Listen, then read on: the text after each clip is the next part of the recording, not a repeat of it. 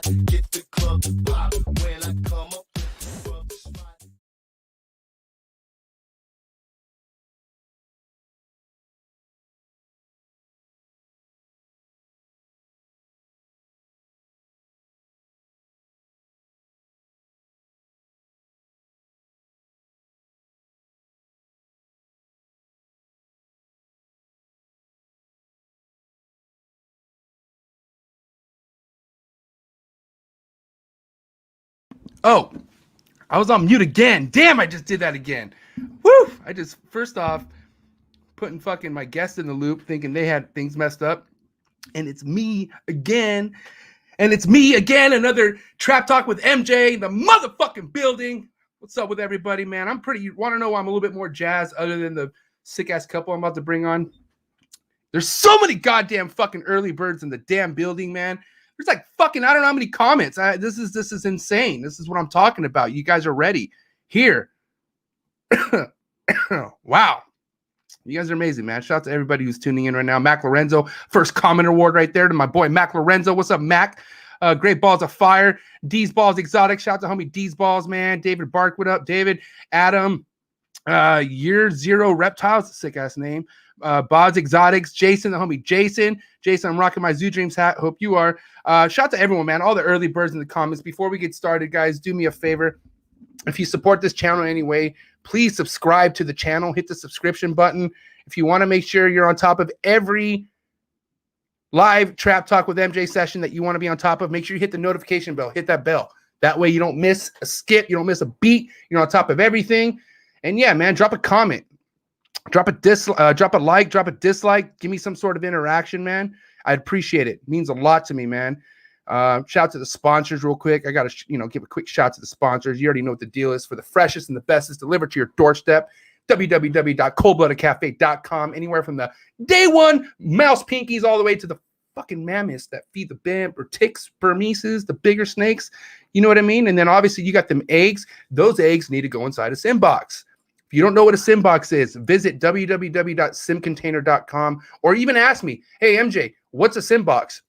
I'll be more than happy to show you all the sim boxes I have. I currently keep all my eggs inside a sim box, and the hatch rate is extremely high. Humidity's on point. We all know that when, certain eggs that need high humidity but can't get wet, right? They need to be in a sim box, plain and simple. I was starting to ramble there for a minute. And then obviously, man, shout out to Aussie Boys LLC in the building, man. The most firest, the O-Dream God. This is Ozzy. He's a sponsor. I love that dude. And then I got to go ahead and give a shout out to the newest sponsor that the channel happened to get, man. I don't want to get all emotional, but this is pretty sick. I'm just saying, I've looked up to this company from day one. I'm not going to lie. Shout out to Freedom Breeder, man. And Cocoa Blocks, right? But Freedom Breeder, Cocoa Blocks, all that good stuff. They sponsor the channel, man. Make sure you go check them out. I put their information in the description below. Super excited, super pumped up about my sponsors. And I also got your guys' comments about my screen shaking when I'm all excited. I get it. I'm going to go ahead and figure something out as far as, a better, I have like a old laptop stand I use when I DJ'd, because obviously it doesn't matter if you shake the computer while you're DJing, right? But I get it. Some of you guys don't like the wiggles, and I get super excited. So I can't be doing all this shit. You know what I mean? So I'm gonna try to keep it less ADD as possible. Okay. But guys, Trap Clip Tuesdays, make sure you go check that out. Just dropped a clip with Chris Cercery over at Ball Pythons 101. Old school homie, OG homie. Has always been there for me. But yeah, man, that's that. Tonight's guest, super excited. Not only because they're so well known from other big breeders in the hobbies. You know, I mean, who doesn't like these people, man? But I'm talking about other than who they know, they are honestly the most caring and like fucking up. They're just amazing. And honestly, I knew that prior to me meeting them, but then after meeting them, it just kind of made me a believer of everything. But I'm super excited to bring on these two people 100%. I know you guys are. I got a lot of feedback saying how excited you guys are to have Keri and Bairos on the show. So without further ado, here they are, KB Reptiles, or BK to some people, right? Yeah. Yeah, to a few. When you're hungry, it's BK. Ooh. Or just be reptiles, depending on who you talk to. True. You know. True that. How are you guys doing, man? What's going on? Good, man. How you doing? It's been a while. It's been since Michigan that we've seen you. The weekend that the shit hit the fan. Yeah. We were there. Such a good time, right? Definitely one of the highlights. Other than getting married, that's definitely one of the other biggest highlights of the year was Brian Barczyk's place with you guys, hanging out with Miguel for that short period of time. But you don't need much of a time. You don't need too much of a time to have memorable moments with Miguel, right? Because we've not at all. We've all been there, man. But first and foremost, it's hard to say if whoever doesn't know KB. I mean, people who are here watching know you for the most part, man. But kind of let everybody know for the most part where you guys reside from, where you guys are located, and what it is, what animals it is that you like to work with and whatnot. If you don't mind. I'll let you. Whoever. I'll do this one, guys. It'll sound better. No. So KB Reptiles, obviously Keri and Bairos and Keri. I had that mixed up looking in the camera, but we are from Ontario. For anybody of our Canadian people watching, we're about an hour away from Toronto. So, I mean, we started off 5 years ago? Nice. Well, in the hobby, we started off about 5 years ago, and ball pythons started off as our go-to, but in that time we have moved on to keeping lizards, different snake species, just a little bunch of everything. But Keri's actually probably the one who got this all started off, because she's been keeping reptiles since she was about 15, and I only started literally in the last 5 years. Hence why the K comes first. That makes sense. I mean, I thought it was because you're better looking, so I figured K. Okay. There's the beard. Right, but beards open doors for Keri's, right? So just you know, Bairos didn't have a beard when I met him. He was like, "Oh, I'm glad you brought that up. I wasn't going to put the picture yet. Hold on one second. Oh, here comes some Facebook. No, don't do that. I mean, listen. Okay, not yet. You know, it's too early. But I do want to know who that side of Bairos was. We'll get there in a minute. But yeah. I'm kind of like, sometimes when I get like reactions on stories. I remember, I'll never forget when I first got a couple of your reactions on my Facebook stories. I thought you were just some fucking random person, and I was like, "Who's this guy, dude?" Like, I couldn't believe it. And then obviously the name, you know, after a while, I was like, "That's Bairos." And it just, anyways, two complete different.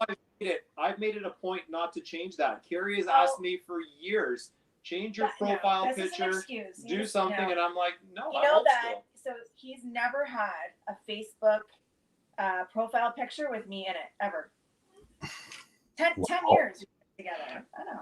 Everybody knows that it's much easier for me and our female viewers when I don't have Keri attached to the picture. And here's the best part: he'll be like, "Why do you get so many friend requests from reptile hobbyists, and I don't?" And I'm like, "Because your picture, no one knows that that's you. Aside from his very unique name, like it doesn't, like no one knows it's him." So.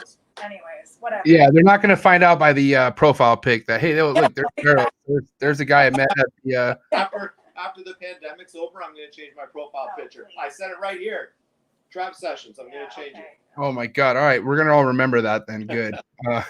Man, that's pretty cool. So, Keri, I guess I want to know, Keri, since Reptiles kind of goes deeper in your history book, right? So, what was it that made you kind of like, what was it that like that one pet or the one experience you had that made you want to get to where you're at right now?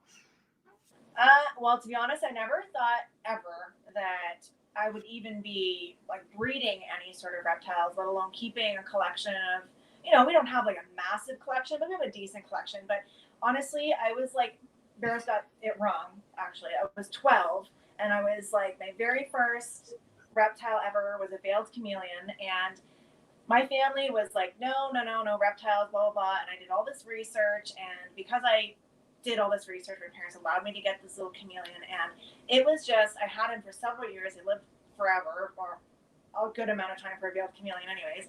And it was just then that I was like, okay, I knew that I was going to be keeping reptiles forever.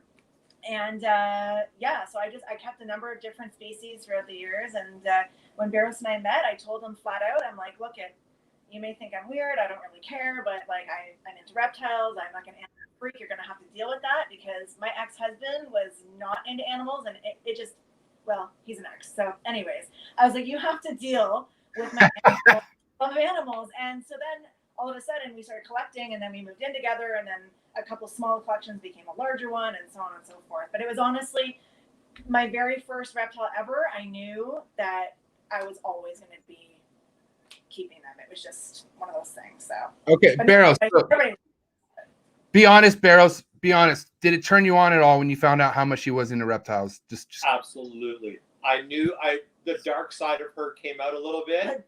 Oh, like, wow. Freak. Freak. Please. No. That's what you mean by dark. So it's like cold cement.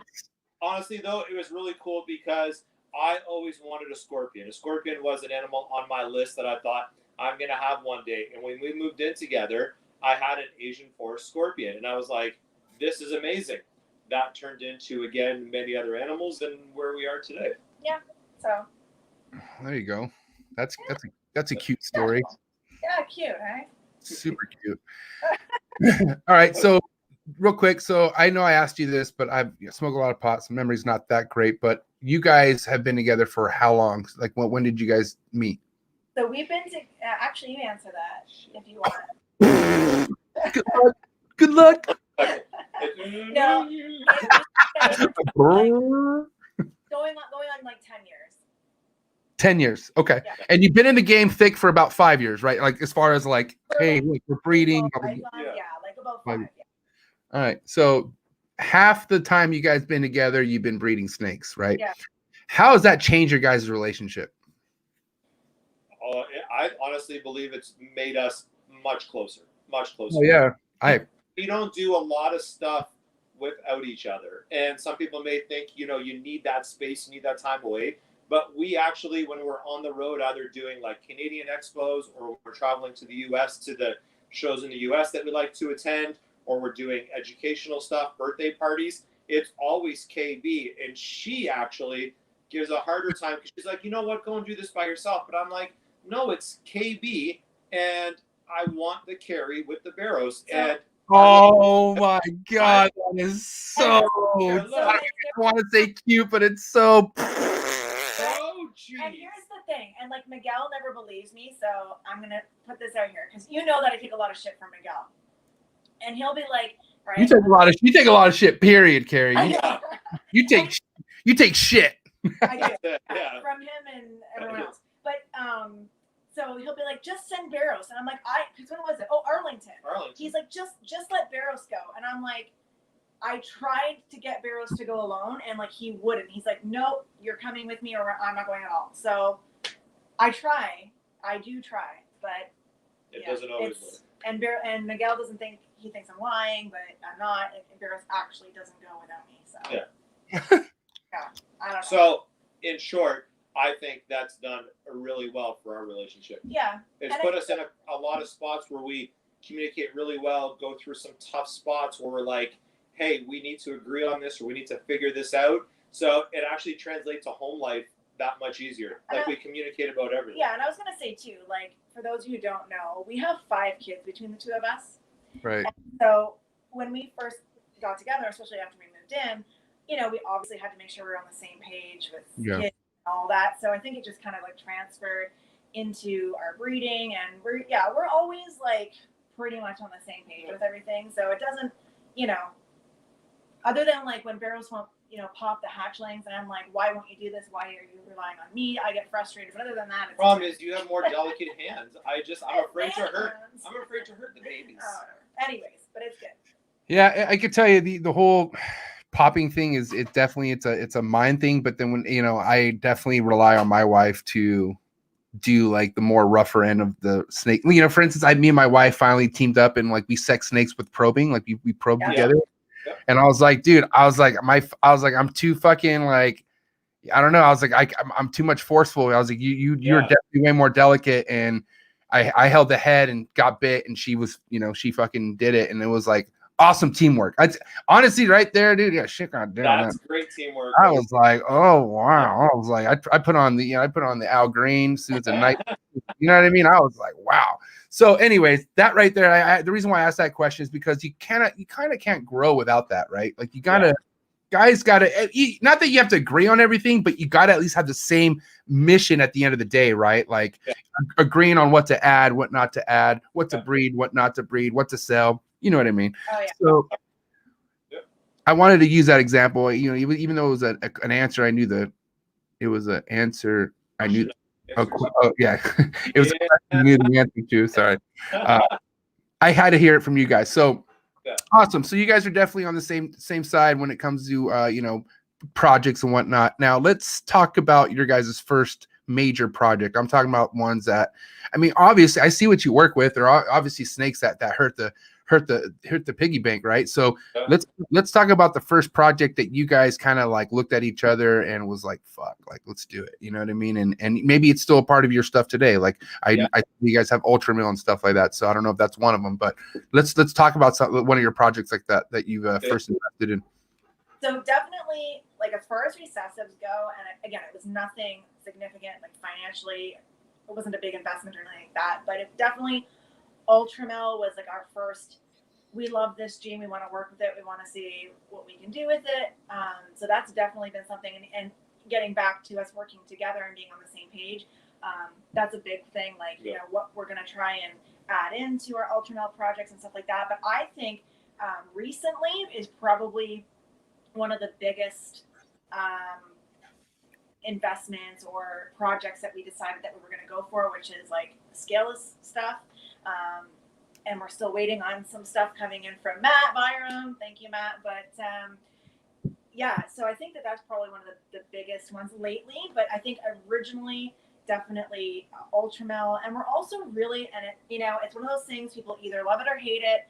But we do like genetic stripe. We're working a lot with that and trying to just add different genes into it, get different combinations. We just had some blackhead genetic stripes stuff hatch out, which is pretty cool. Well, and our boy Ozzy hit some sick genetic stripes, something clown, like just through the roof. So those. I think those are our biggest ones. Ultramel actually started off with a very good friend of ours that gave us 2 hets and said, try this. Way back when we first started, and said, try this and tell me what you think of the gene. And I didn't know what Ultramel was at the time, so we looked it up and we were like, yeah, let's try it. And from a head-to-head pairing, 9 eggs, we hit 4 visual Ultramels, and that's what started us off on the now we're working it into like we just. You gotta love that. Yeah. Now we just had some scaleless head stuff that are all Ultramel that we just hatched out. So you know, trying to just incorporate some of these projects in together. So we're pretty excited about that. Like I said, we're like, you know, we're just little, small, whatever, working on our projects, but we're excited and passionate about the things that we are working on. And then Miguel obviously hooked us up with the Het Sunset. So now we're going to start adding that into the collection and into the project. We're really excited about that as well. So that Miguel, man, whatever he does that could kind of make your stomach sour, he'll do something to like make you feel so like warm and cozy and like, oh my God, I'm the most important guy in the world because the way this guy makes me feel. That's just how he rolls. He's a sour punch kid. He honestly, I mean, he means the world to us. So he's an amazing guy. And like, you know, like I always said before, what made the time in Michigan so awesome is I knew who you guys were to Miguel. Like I knew how close you guys were to all of them. So for me to be a part of that and to like be around it and to even feel the vibe even when he wasn't around. You guys, it wasn't like you guys switched up on me. Like you guys were still like, you guys were still as genuine and still as awesome. You fucking guys paid for dinner, which was unnecessary. I would have fucking probably bought more if that was the case, but That's what No, I I'm at the end. Like, Well, no. everybody eat tight on a budget. And then no, dude, it doesn't matter what it was. I think I was just trying to eat something that would keep me awake at that point. Because remember, I was going on fumes and I know, because then I you was- went back to the hotel. I was out. I'm gonna get MJ around midnight and get this guy up, and I didn't see you till the next day. You were Dude, Keri was a smart one. She took a nap, bro. She fucking. Oh, I'm like, because I was like, Keri, where you going? She's like, I'm gonna go nap, and I was like, and it's something in my mind was like, dude, she's probably doing something really smart right now. Yeah. And then you came back and joined the crew after a couple of hours, like around 8:30 or 9, right, or something like that. And then she pulled up 4 o'clock in the morning on us, and I was like, No, hold was it. it? Yeah, it was about 4 o'clock when we all left that hotel room. Oh, right. Yeah. For some reason, I don't know. Sometimes I don't have. She doesn't very good- remember a yeah, lot. no. Yeah, Anyways, it could be the Oh, wine. wow. could be a lot of wine. No, that's the thing too. There was a shit that there was a whole fucking lot of drinking going on. There was a shit ton of drinking. Always a Yeah. lot of drinking. Always. Fucking Byron was drinking like, okay, I remember we're all drinking beer, but The Corona bottle to his teeth. yeah, In the elevator, just cracking him with his teeth. I'm like, no, that's not helping. But he had his water bottle full of happy juice. You know what I mean? He had, Yeah. God knows there was some strong stuff in that motherfucker. That's an older man experience right Oh there. man, yeah, I love that guy. Shout out to Matt Byram, wherever he is. Yeah. Byron, absolutely. Definitely a cool individual. Now, okay, so let's talk about the group, man. When did this form? When did you guys all like form and become the group that you? I mean, obviously it was shows that brought you guys together, right? So do you guys recall what first show it was? And when I say group, guys, so so Keri, Bairos, and Matt Byram, and let's see, Jared. There's oops, yeah, my bad. There's Jared. There's little Harry, right? Very Fucking Lang, group of solid ass. David Levine, Will. David Levine. Oh wait, shout out to Dave. Hello, David Levine's up in the. There it is, David Levine. David Levine. Oh, and here's Jared. I'm not blind right now. Jared. Sorry, I gotta correct you for a second though, What's up? because Bairos is not actually part of the group. It's just me. yeah. No, here's the problem, MJ. They are an iPhone only crew, and because I'm an Android person, I'm not allowed in this little group that they have. So I just have to put up with it when we all see each other in person. But the story goes back to meeting Miguel at the very first Tinley we went to 3 years ago. And he's just been, and honestly, And right then away. from him, it went on to actually the first time we ever met Will, a fellow Canadian, Yeah. was in California. California at the Pomona show. Wow. So First time we Will, met Will Will. literally lives a couple hours from us, and we knew who he was, obviously, and whatever. But we had never met Will Morose until we were in California, so it's kind of Yeah. weird. Where is Will? I saw Will here in a little bit ago. He dipped out. I'm actually supposed to mention one of the people from the group every 5 minutes. I think so far so good. I don't know. Okay, well, let's relax on that, Keri, because Yeah, I'm joking. I'm the you know what I mean. I like the group. Don't get me wrong, right? Individual shout outs will not be fucking thrown. Oh, here he is. Here he is. Here he is. Here he is. Okay, I feel here he is. We Here. just met Bairos. Whatever, Will. Will, right here, Will, right there, buddy. Ah, Will's a character, man. You know what's funny is like you got to be on your toes with Will because he's fucking not only with his collection, but holy shit, he's good at roasting. You know what I mean? Oh, and that man's hospitality is second to none as well. When we went up there to go pick up a snake, shoot a video at his place, Yeah. came out, we had food, drinks. He took us on a tour of the place. It was like, and after now seeing his dad a few times after he was this, awesome, by the way. dad is like dad. I actually like his I anyways. I thought that was probably one of the biggest players things of meeting Will was his dad, meeting his dad. Right? I was like, well, that's your pops, and like, and he's a veterinarian, right? If I remember correctly. Pretty fucking player, I'm not gonna lie, that's pretty sick. I like the father son thing. Me and my dad are like pretty tight with some of that. He's no veterinarian, but fucking Hey, Hey, your dad tunes into this. If he tunes on anytime soon, hey, Dad. He'll pop up. My dad's he's very supportive and really ever since God knows. I mean, he was the loudest guy in the damn baseball field and all that shit. So that's my pops. But yeah, my dad loves the hobby. My dad fucks with everybody all the time. So yeah, that's sick. So you guys, for instance, obviously with COVID and shit and, traveling's kind of weird, but you guys did have some sick collabs this year. I mean, was the thing with Kevin late last year or was that early this year? Yeah, it was in November. Yeah, it was late last year. Yeah, that was such an awesome experience. Yeah. Let's talk about that real quick because I just having Kevin on the show was pretty fucking mind blowing. I don't know I can only imagine what it was like going to his facility and kind of picking his brain. But how did that happen? Did you just hit him up or how did that work? Well, you know Jeremy, his manager. Yeah, Jeremy Brassman. He actually contacted us. We got in contact with him, and we kept in touch way before we ever planned to go to Kevin's. And then Tinley came up, and we saw him there, and we hit it off in person, chatted for a bit, and then he says, "Do you guys want to come and do a quick interview with Kevin?" And I'm like, "No, why would we want to do that?" "Yes, absolutely we do." So we went and shot the shit with Kevin, and that was surrounded by a horde of people, and I was like, holy mackerel, like what an adrenaline rush that was. So we chatted after Tinley real quick, and he said, "What do you think about coming to visit the facility?" And I said, "You gotta be shitting me." And he's like, "Absolutely, you have to do it." So we made plans, drove the 9-hour trek from where we are. We drive everything. I don't know why we don't fly, but we just drove 9 hours. And again, that's a Keri and I thing where we get to spend a lot of time talking, sleeping, taking turns driving, enjoying food on the road. And it was a good trip. But when we got there, I'm telling you, mind blowing. I've watched videos, I've seen tons of stuff, but to actually step foot in that place, it's you can't even really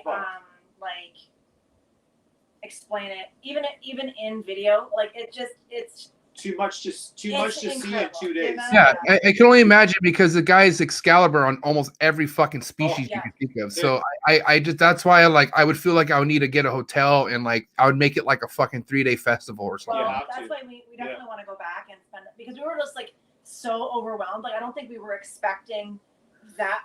We knew obviously had a big facility and stuff, but it was just so overwhelming that I felt like we missed a lot of stuff because it was just we didn't even know where to start. But it was so cool. We were just chatting about stuff, and then Kevin comes out of nowhere, and he's like, "Oh, you'll want to film this," and he opens up a bin, and there's a king cobra. We're like, "Oh my god!" We didn't know he was gonna bring out any venomous stuff. Then we spent the next I don't know how many couple hours just looking and learning about different all these venomous species. It was honestly, I mean. And when you're good with Kevin, you're good with Kevin. And I don't like to say, "Oh my god, we're in such good books," but he actually was like, "Here, you guys need to come and do that, and you need to see this." And Kevin can be really hot with some people, really cold, but he was awesome. It was a really awesome. It was good for sure. Yeah.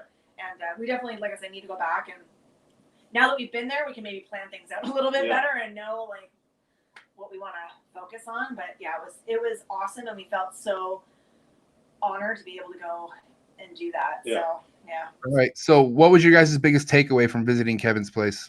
Oh God. You know what? So I can tell you Keri's. Yeah. So Kevin gave Keri shit for the way she handles large snakes. Yeah. So when he took out a couple of the bigger retics and said, "Here, Keri, hold this," and didn't give her time to think. It was "Put this in your arms and there you go." And even with our collection, Keri's always mindful of where. Not our snakes. But you're mindful of where the snake's head is. You're lying. You are always mindful. Lying. Okay, so this is where we disagree. But there we go. She was always, you can tell sometimes a person's body when they put their head back a little bit. And Kevin told her straight out. He says, when you watch how they're interacting with you and you see that tongue flick, you are good. So hold this thing the way I'm telling you to hold it. And all of a sudden it was like that. And Keri was snakes all over, and she was having a great time with it. I think the way he just handles his animals and some of these big monitors where he just comes up under the chin and they're just, petting him. And I'm afraid sometimes to put my hand that close to the mouth, and he's all over it. It was something to see. I think listening to him talk about some of the body language and signs and I know it's good because of this. I mean, for me, it was helpful for sure. And I think just being around someone who has that much knowledge and experience. And I mean, just, it was, I don't even know how to even put it into words, but I think we walked away from there just being like, wow, like, you know, we learned so much. There was a lot of wow. Yeah. Yeah, I bet. Now I could tell you from what I've understand, or just from what I can tell from reading snakes, right? Like for instance, reading snakes, like the thing that Kevin said, like you see the tongue flickering, they're curious, you're in the green zone, right? Yeah. For me personally, and I've kept a monitor, it's another level of reading that shit. It's not fucking like, you know what I mean? Like, I don't know. Like I for instance, I went to, I said this story before, but I went to Toothless Reptiles, visited Corey. I don't know who you know that is, Corey, Corey Meyer. He has a fucking croc facility and whatnot. And he has this really large, big black dragon by the name of Onyx. Gorgeous fucking thing. His friendliest croc, okay? I'm over there with Forrest. He opens up. We go and walk into the enclosure. And I've held Onyx before, but I'm still not going to just walk in there and go, hey, you know what I mean? Scratch her under the chin. Yeah. But, Corey does it. Forrest does it. And I'm like, all right, clearly I told myself, don't be a pussy. Just go in there. Fucking just give it a scrub, right? So I'm like, let me do that with my phone behind it. Oh my God, the wrong thing in the world. So basically that thing went from like, cool, scratch my chin, and it literally went after my phone, which was right next to my hand, put a fucking mean gash into the phone. And I was like, God dang it. Like, I was like, all right, dude, like, like obviously you don't know what the fuck you're doing when it comes to reading monitors, which I own that, you know what I mean? But it's just another level. Like, you know what I mean? Like, people probably look at you or even look at me and say, like, holy shit, how are you picking up that snake? Because we could see it, right? But the way Kevin, I'm assuming, is able to scratch any monitor chin that he wants because he's with it every single day. Like, you know what I mean? Like, it's his kid, basically. Yeah. But even the way he interacts with some of the smallest little babies to the biggest snakes to the monitors, it's like, I don't know, it might seem silly to say, it's like they either know him or he understands every single body language that they give you. And the man, I don't think, has a fear in the world when it comes to reptiles. Well, yeah, he has the respect of the animal. It just I don't know. It was really, really awesome. And honestly, like, we have Savannah monitors, Tegu, stuff like that here at Iguanas, and it was cool just to even see some of his way of handling some of those types of animals there, coming home and applying it here, which is awesome for sure. So yeah, it was really cool. It was so cool. Let's talk a bit more about what you guys keep. Now, obviously, ball pythons. What else? What else is stuff that you keep? And is it all in one room? Do you guys keep it all over the house? Like, how'd you get? We're sitting in the reptile room. So here in the reptile room, we have a couple of chameleons. So we have a veiled chameleon behind us. We have a panther chameleon here. Cool. We have a couple of different boas. We have Peter's banded skinks, blue tongue skinks, Chihuahua geckos, Nice. tarantulas, Uromastics, Velarde geckos. Oh man! And then in the other room, a toad, in the other room, in a bigger enclosures, our tortoises free roam this room. In the bigger enclosures, we have a black and white Argentine tegu. We have 2 green iguanas, and we have a bigger Savannah monitor. And we also have an anaconda. And we have a hybrid anaconda. Yeah. Plus the balls, obviously, right? Plus the balls. And then we have a separate room just for the ball pythons. Okay. Special room. Your guys' fucking shit's all over the place. It's all in our basement. It's all in the basement, though. Except our one green iguana is in our upstairs living room because, you want to talk about like communication and being a team? Yes. Built a custom enclosure for one of our iguanas. We almost killed each other during this process, and we built it in our living room. And we're like, okay, now we need to move it out of here, and then realize that there's like no fucking way this thing is leaving this room. So I would have to take it all apart to bring it downstairs. Hell no, we nearly killed each other building this freaking thing. So it's upstairs. But other than that, everything is in our basement. Yeah. So the iguana's living the good life in its own little place, basically. It's by one of the front windows of the front of the house. It can watch cars go by, people go by, walk the dog. That thing's living the dream. It's got the penthouse. Yeah. He's like, I wonder what the weather's going to be like today. Yeah, it knows. Everybody down here is suffering. He oh knows. man, it's the worst experience ever. Actually, in all of keeping reptiles, that building of that enclosure was the worst experience of my life. Because I'm not a handy guy. As much as I look like I can do almost everything and anything, I'm not that person. Yeah, you look like you chopped down your own wood. Like, seriously, I almost built the house from be nothing. honest. How to, like, use the drill. Keri's actually, so Keri's a very country grown up girl, right? Her dad and brothers were into everything from 4-wheelers to guns to tools to everything. And she actually, a couple of tools, she was like, this is how you properly use this. And I was like, fuck off. I didn't read the instructions. I didn't figure it out. Well, you didn't read the instructions. So I didn't read the instructions. I just turned it on, opened the bell. Yeah, I'm not even gonna lie, dude. Whenever we get like something from IKEA or something that needs to be built, I don't even fucking touch that shit. I look anything that has to do with reading instructions, I fucking walk away. It's not gonna work. When there's 12 pages of A1, A6, B. But, okay, so then you take that. At least you have instructions. When we built this freaking enclosure, it was literally just like a bunch of pieces of wood and shit, and we're like building that. It honestly. Yeah. That's how you test a relationship right there. That was a test. Yeah, I bet. Yeah. Shit, I could tell you right now, I never even thought I would be able to have snakes inside the house. Now I got my whole room for fucking green trees and emeralds and fucking mangroves. And I hope I don't want to fucking, I'm not rubbing that in anyone's face. I'm just saying, like, I'm just never thought that would be any, we'd be where it's at today. So you'd be surprised. And what's awesome is like you being so Keri, obviously you were the one that was against the enclosure, right? And now it is what it is. I wasn't against it. She was against the way I was building it. I wasn't. Okay. Doing it right. That's I wasn't doing it Keri's way.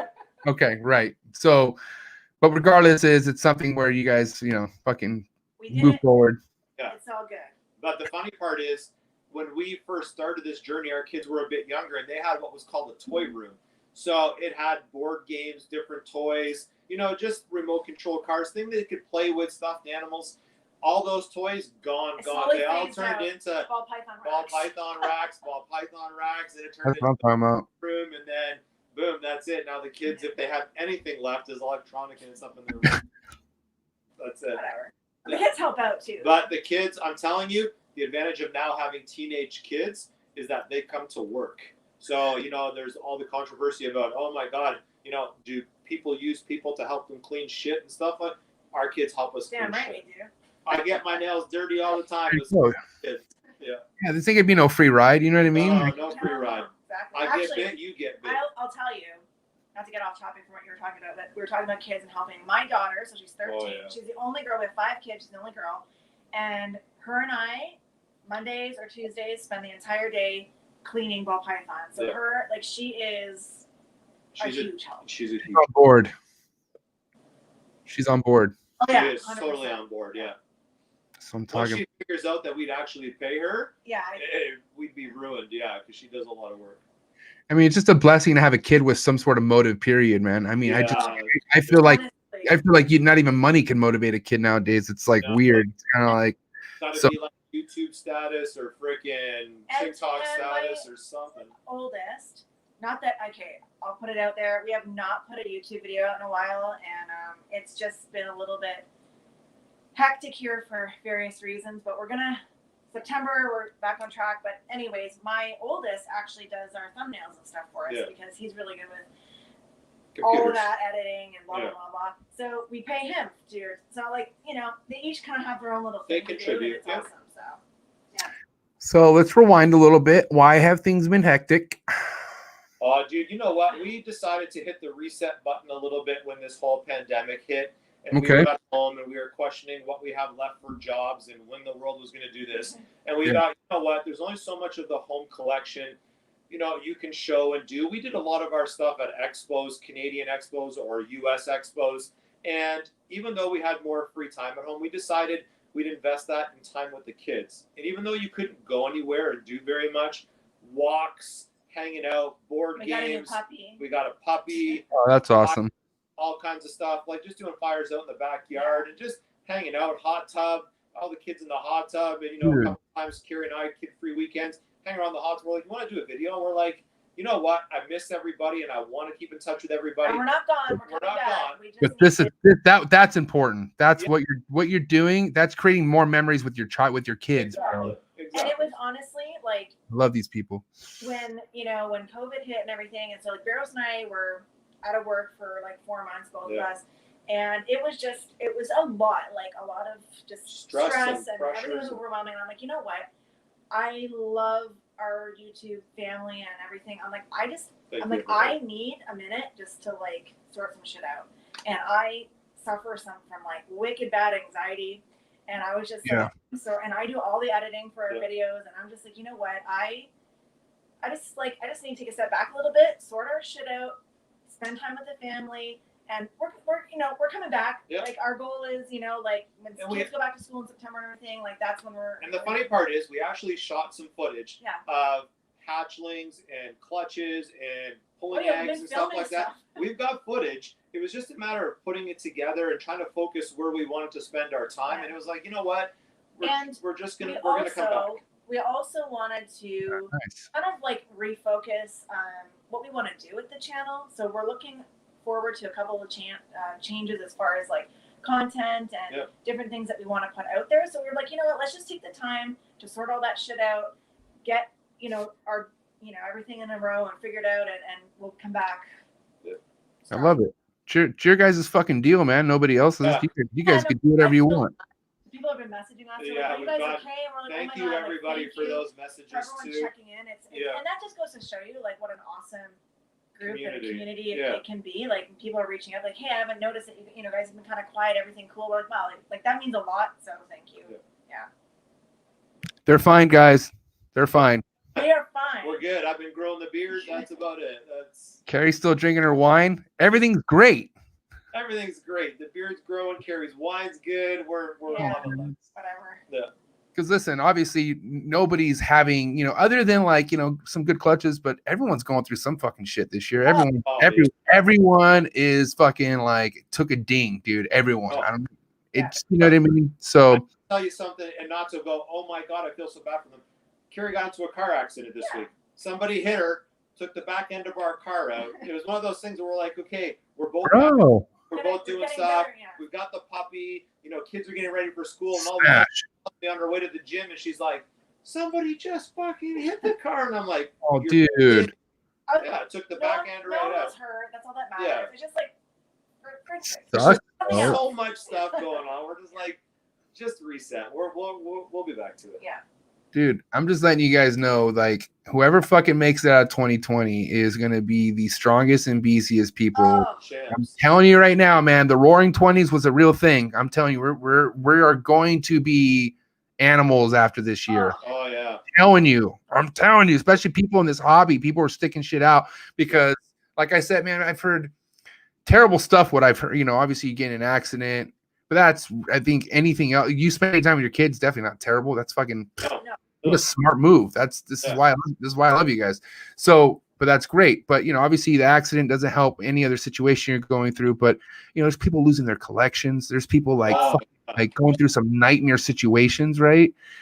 And they're gonna get through it. Like those people will get through it. And you know what I mean? And I just want anyone to know that fucking people are just eating shit after shit this year. You're gonna get through it. I can promise you that. So I'm glad.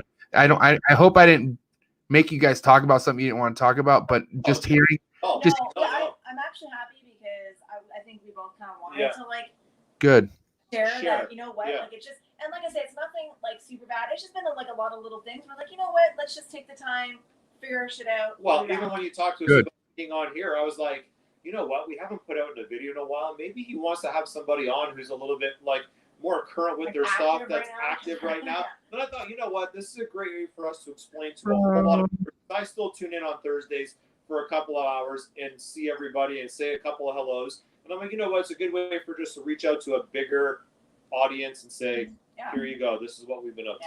So, it's all good. You're saying I don't have a bigger audience than you guys for one thing. Okay, you guys are popping, bro. You guys are known from BHB to New England to Nerd. Okay, you guys are well known in the hobby. Thick. Dude, we had like 39 comments before even going live. That's the most we've ever had in a trap talk. So I Wow. mean, and it's Oh, because.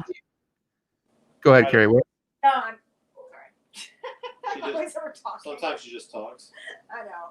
No, I was just gonna say, like, super, super blessed to have met like such amazing people, and like Brian Barczyk is like Oh, a God. really good friend of ours now. And like Yeah. honestly, it's crazy to think that several years ago, when I was just like, you know, researching different reptiles and snakes and stuff, and Brian Barczyk was, as a lot of us have looked up to him for so long, and you know, and then I met him and I was like fangirling, and now to think that like fast forward a few years and now like Bairos talks to him regularly and we can, you know, hang out with him.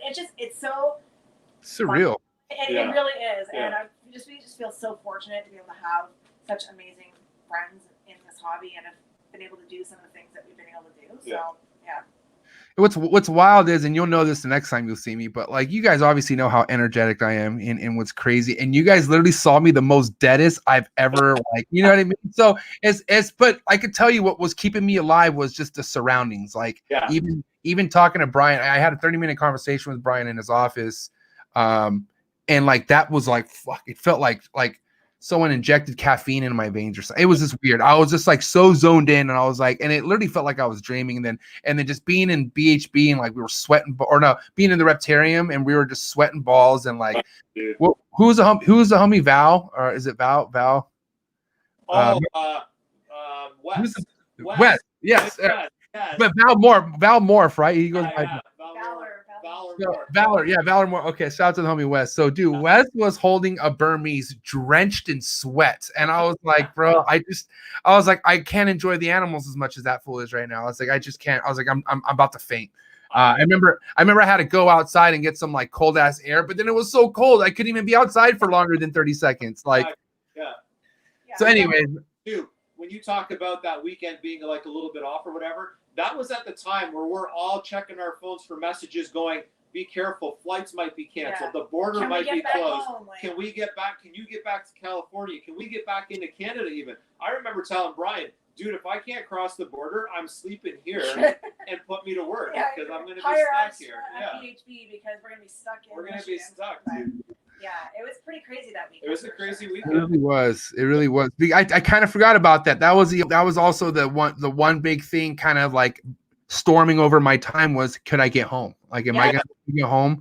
And honestly, it was nice to like leave and think, oh, like whatever. It's no big deal. It'll be like, you know, it's just a stupid virus. And then as like the hours go by, it's getting like, you know, worse, and there's talk. They can see the border closing. Holy shit! Like it got real, really fast that weekend, right? So it was pretty nuts. But yeah, still one of the weekends that like I'll never forget. That was pretty cool. Dude, stress makes you tired. I forgot. Stress actually makes you even more tired. And Miguel stressed the fucking shit out of me that whole day. But you know what? At the same time, where that guy's super stressed out. He's such a fucking ass because he like starts the party and then he's stressed and out. He shits on it. The party back to life again. It's like, dude, I don't know where you are. I don't know if you're all the way up here. I don't know. He's with this controller. No, let's make it work. And I'm like, bro, come on. And then when we met you, we finally drank that beer. Everything was like, woo! Like if nobody was even stressing. And then he looked. He's like, oh, I'm gonna stay. Remember, he's like, I'm gonna stay. He said he was gonna stay.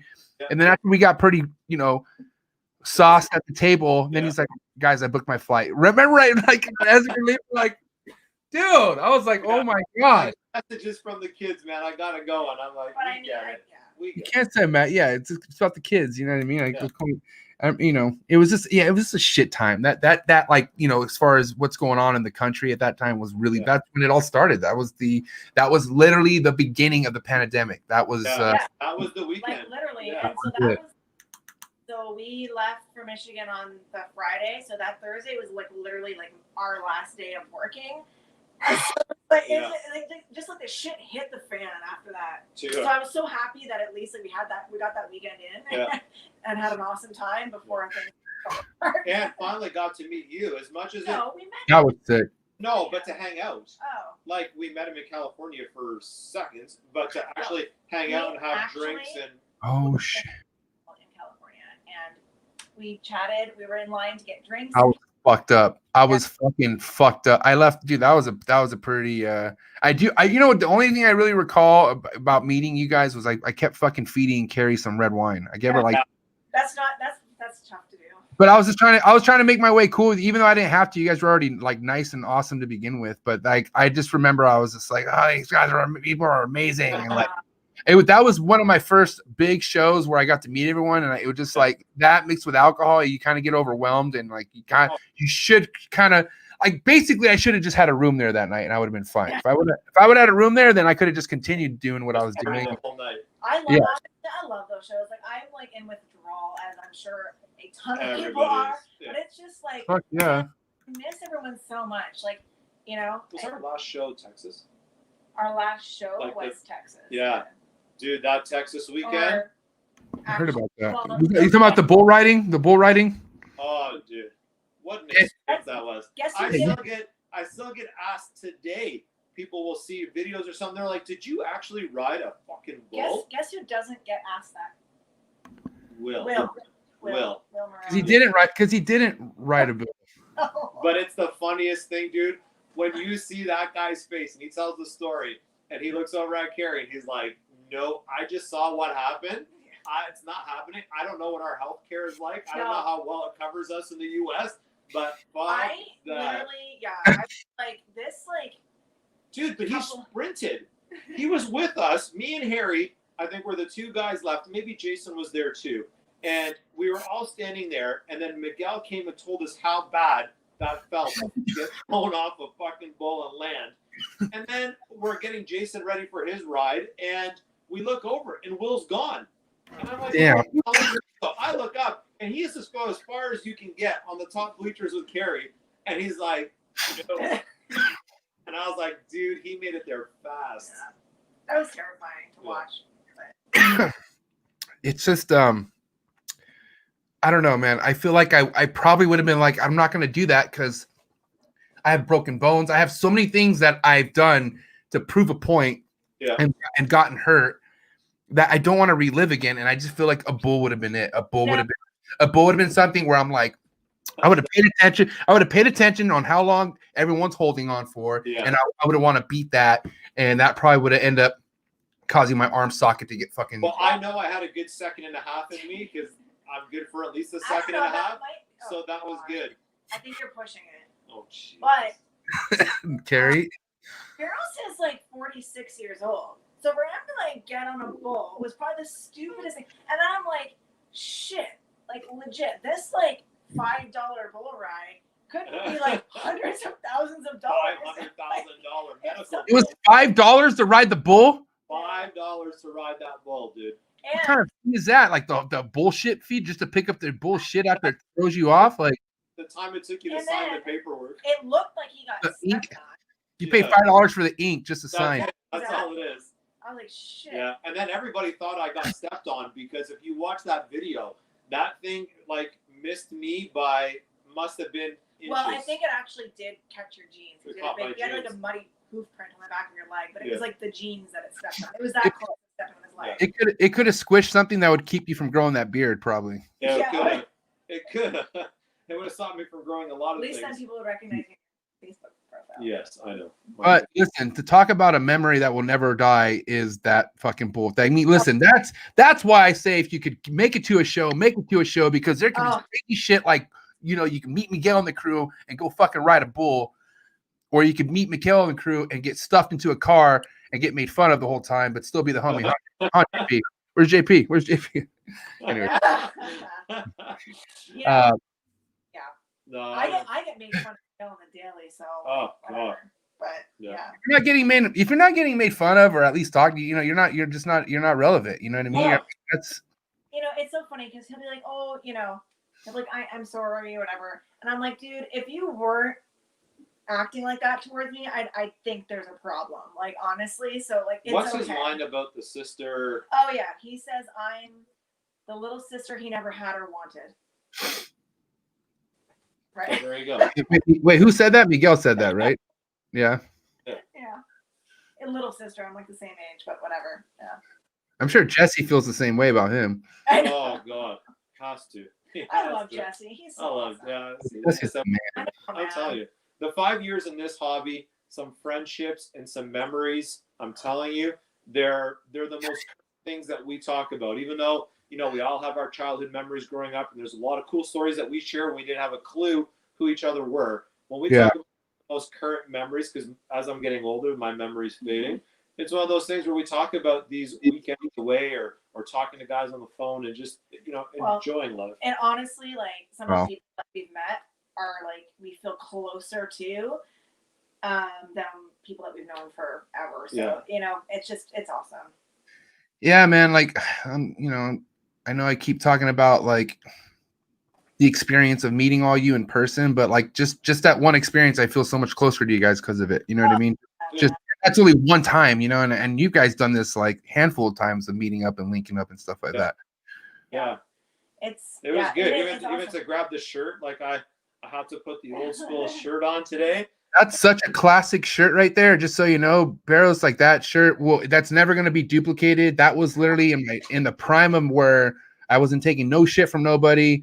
It is the most popular shirt I wear here when I'm going to meet snake people, or just I'm delivering some chip, or I'm doing something, and people look at me, and all of a sudden they're not making eye contact anymore. You're reading your shirt Across here, and they're like, dude, that is the sickest shirt I've ever seen. And I'm like, you have to check him out. Check out Trap Talk, Trap Sessions with MJ. You will freaking love it, dude. This guy, no holds barred, man. He's awesome. Yeah, that's a classic. You guys earned it. No, that's awesome. Now to kind of talk more about the the snakes you have breeding and stuff, like how serious are you guys with like the amount of clutches you do? I want to know a little bit more about what you guys are producing and stuff like that. So this is our biggest year. Yeah. So this is our biggest year of clutches. We have 21 that are already been in and out of the incubator, and there's more to be laid. So we'll be at 24 this year. And I know for some people that's what they start off in the first month of breeding, but for us, it was as much as I think we want to test ourselves every year since we've started. We've by 5 or 10 just to make sure we can manage it. We can move snakes. We can get them, the stuff we want to breed, then phase ourselves out of stuff that when we first started, we made the same mistakes as a lot of people make. We bought a lot of males because price was good. We didn't buy into recessives. We didn't have a focus. Yeah. And I think too, like this year, and again, it's like being friends with some really awesome people. Like you kind of like learn. Yeah. Okay, like let's like build on these projects, build in some genetics, right? So this year we actually made. There's quite a few clutches that we have that are just like pets, or they're double hets or whatever, just to like for future projects. And I think that's something that we weren't really focusing on before, but now it's like help. Will's so awesome at that. That's a guy, and I know you've had Will on here before too. You've talked to him couple of times. Yeah, dude, that's a guy who it's up here, man. Yeah, that guy can pick stuff and remember stuff and just like genetics. And he's ahead of his time, I think. Oh, so much. He is. Yeah. So that like advice from some awesome people like that. It's been great to sort of just like again kind of grow our project that we're working on, and we have a shit ton of holdbacks this year. Yeah. Just because we want to push some of our projects a little bit further ahead. This is our biggest year. Yeah. And we had some shit luck with some clutches too. Like we missed on some odds and some slug outs. Snakes and like everybody has. You don't always hear it. Not everybody talks about it, but you have those ones that are good and bad, and you have some stuff that's in between, and we've hit it all this year. Yeah. So. But it's all good. It's all part of it. So. You got to make your own waves, man. You just you go shit time not getting anything, and then you just wait for the big builds, and then it's up to you how long you want to ride that wave out. So. And the thing I think is not to get deterred or thrown off when you see some of the things that these. I have to laugh because you say not to get deterred. Okay. Side note. Deterred.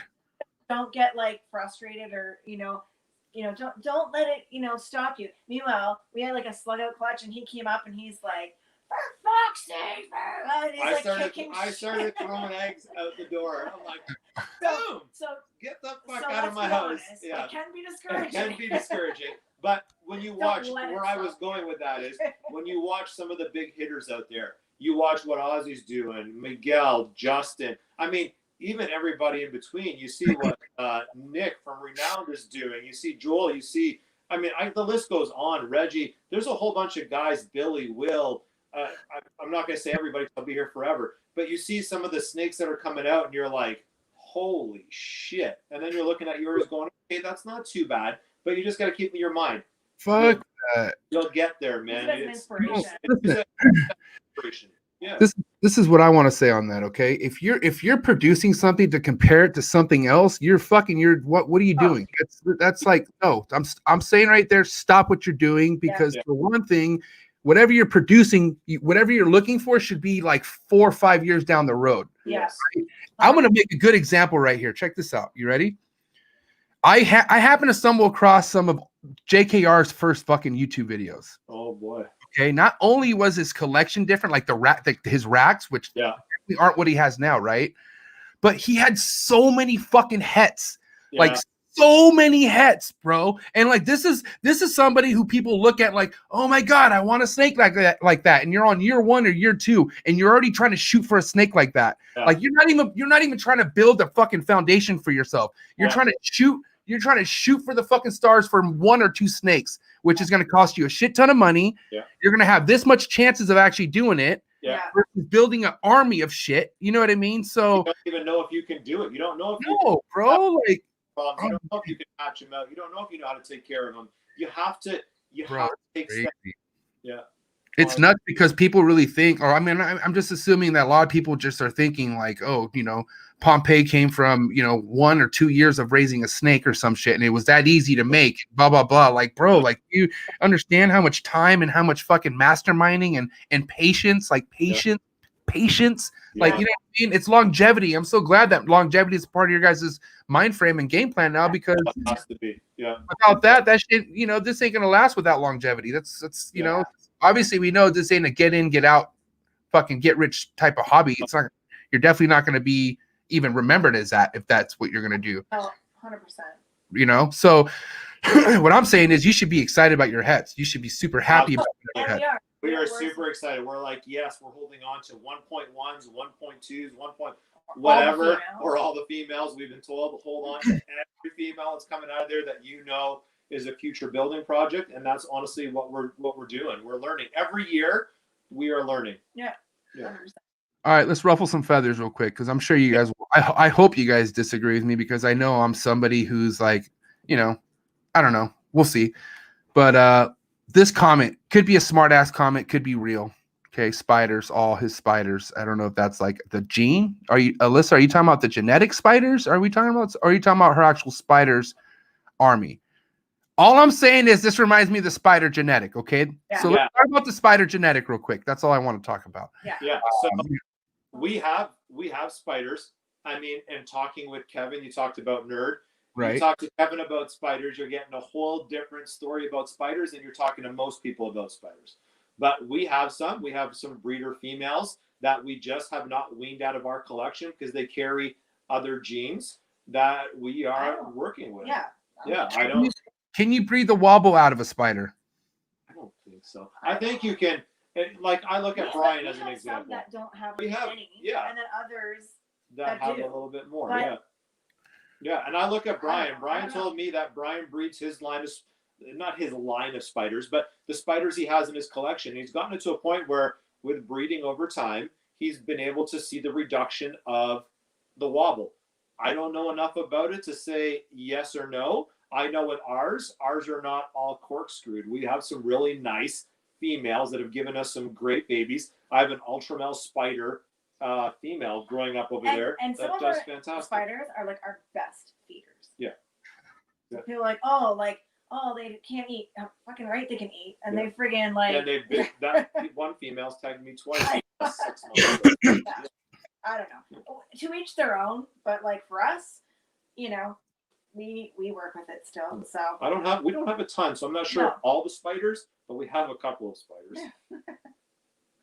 And then tarantulas, if you want to go Yeah, that we route. do have No, we're not talking about tarantulas. I'm not. Let's not go down that. Let's fucking have arachnids, yes.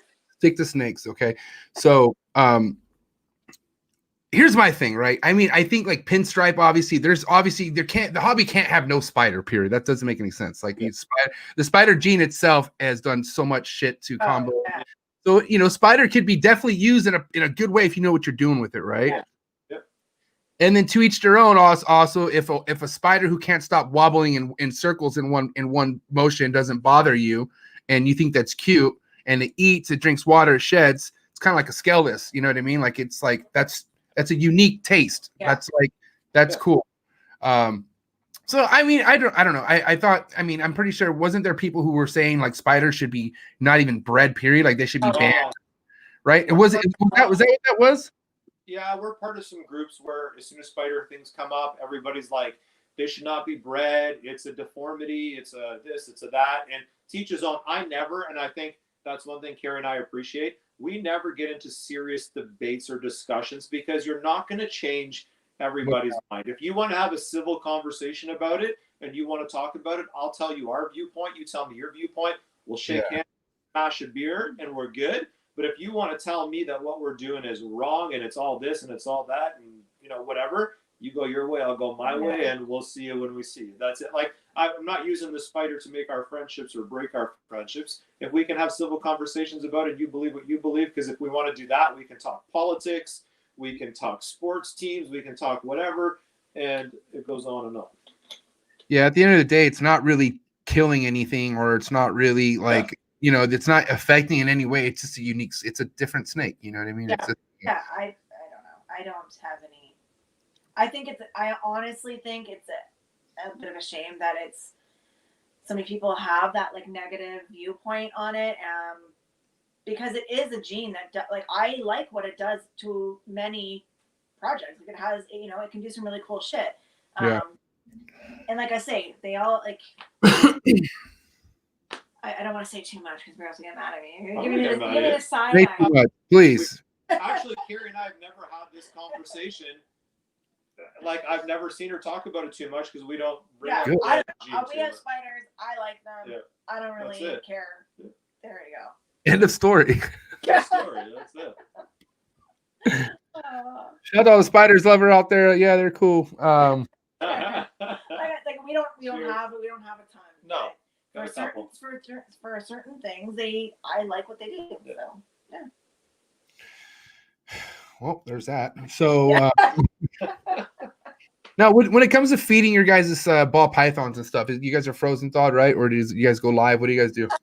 So we have like 6 live eaters, and the rest is all frozen thawed. We try to get everything on frozen, and I know there's another whole controversy. Some people say like to open bins, throw live in there, and boom, boom, boom, away you go. It would speed it up for sure. But I have a thing against it. I have something that's like super red flag about that as well. I mean, like I'm sure, I don't know, like all I know is like snakes do get bit, and bites can do fucking damage. Like I'm talking about damage to a snake that can't afford a snake to be damaged, basically, like a pregnant snake or something. So, I also have, there's sometimes where I'm just like, fuck, feeding live's more convenient for me at this week for whatever reason. Yeah. I just have a super double check. Like, whenever I do feed live, I watch the fucking takedown, and I'll literally sit there to make sure that rat has no opportunity to like latch on. You know what I mean?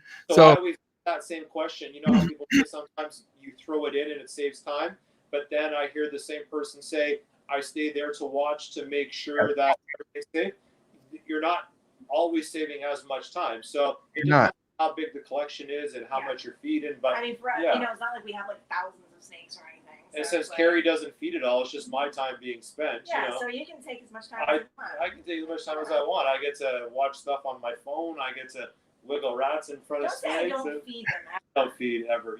You barely feed me. Oh. Let's put it Whoa! I'd say he's growing still. You need to feed him. Oh yeah, all of Bairos' shirts have miraculously shrunk over COVID. It just builds and gains, okay? Just relax. That's a double X, isn't it? Or is that an XL? I can't remember. 3X I think you had left. This is just an XL. You make that look like a medium. Dude, You look buff. what? Where was it? Oh, I have to tell the one that you made me spit beer out of my mouth. I watched you, Noah, and Eric talk on the one where you had Noah and Eric. Yeah. Started talking about me in Michigan, where you were talking about I look like I should be a guard outside one of those English castles because my posture goes straight like this. You have good posture. Yeah, dude. You do. Get a beer when you guys said that, and I spat it out and go, Keri, listen to this shit. These guys are off their rocker. Like, oh God. Bro, that's honestly, that's the show that got my shit flagged, by the way. So I got my channel monetized or whatever, and like I started fucking clicking things, and everything was green until that show came. And ever since that show came, because I did a fat dab and like I showed off the weed I was smoking. So that caused some sort of attention, because next thing you know, all my other shit got flagged. And I was like, what's for what? And I had to go like, go fucking, reviewed. And I got majority of it back, but I was like, dude, I'm under their radar now. I was like, I can't fucking believe it.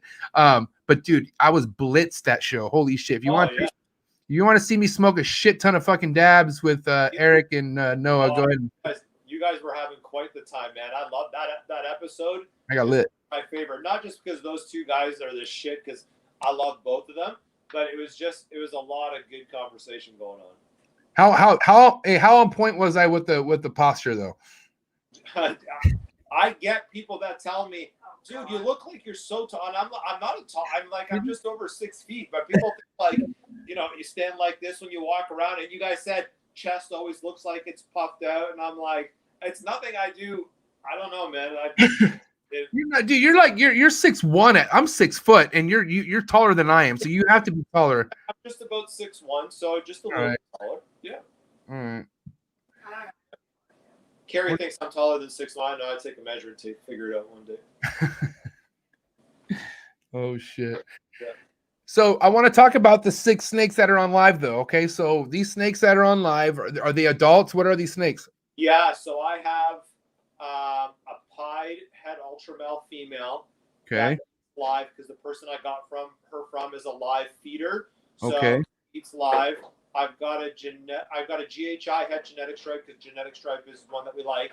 It's a male, breeder male, locks to a stick, but he'll only eat live. Okay.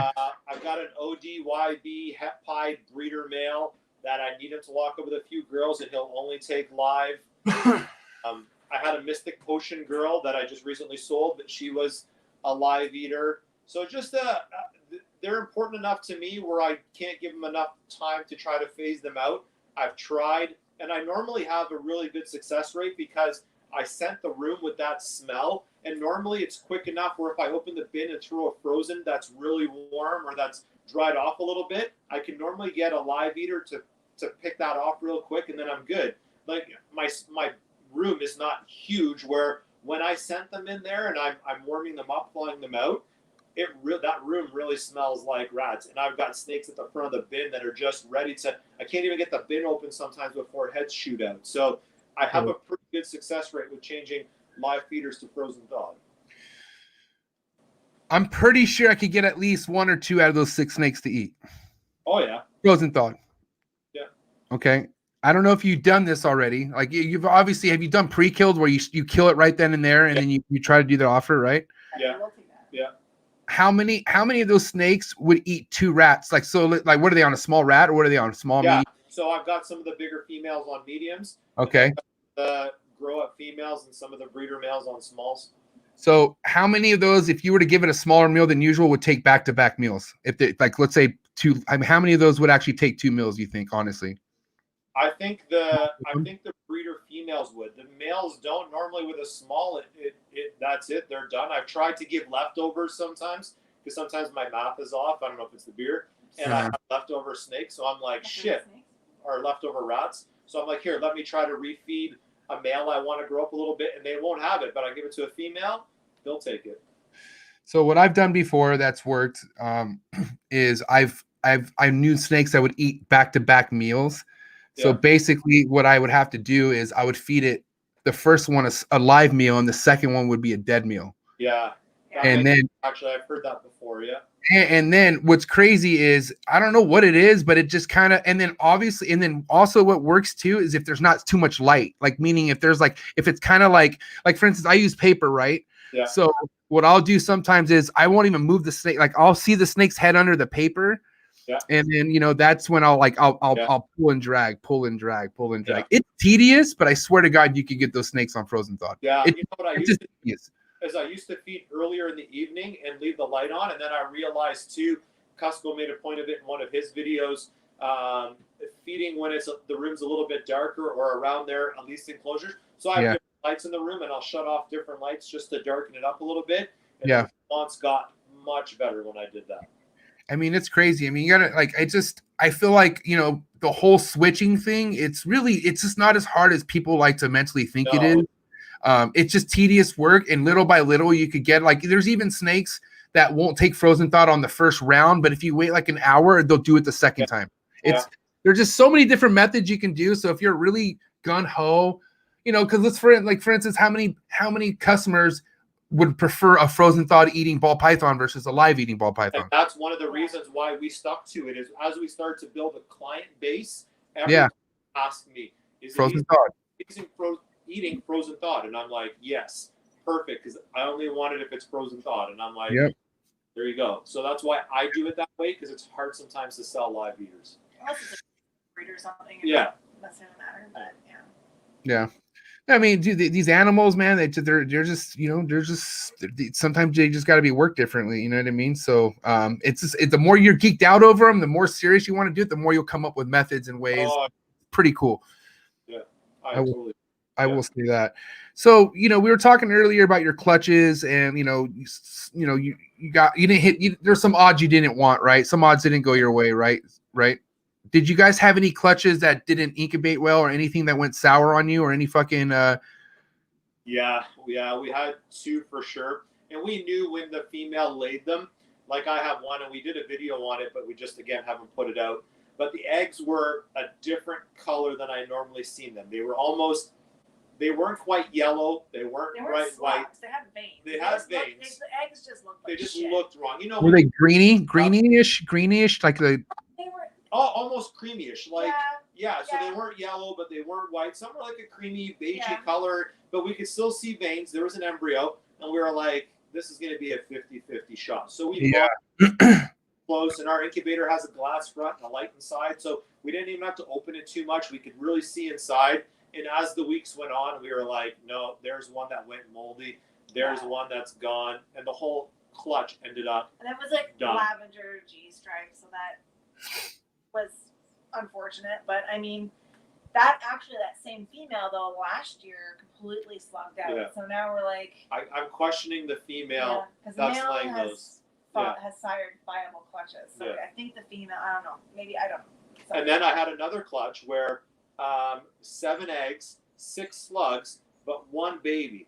And it was a visual to a head. So it was a Lemon Blast Ultramel to a Mojave head Ultramel. And I'm thinking, fuck me, 1 egg, I'm going to hit a normal. Like, I hit normals on every clutch almost, right? Yeah. We're known for the KB special. So I'm like, God damn.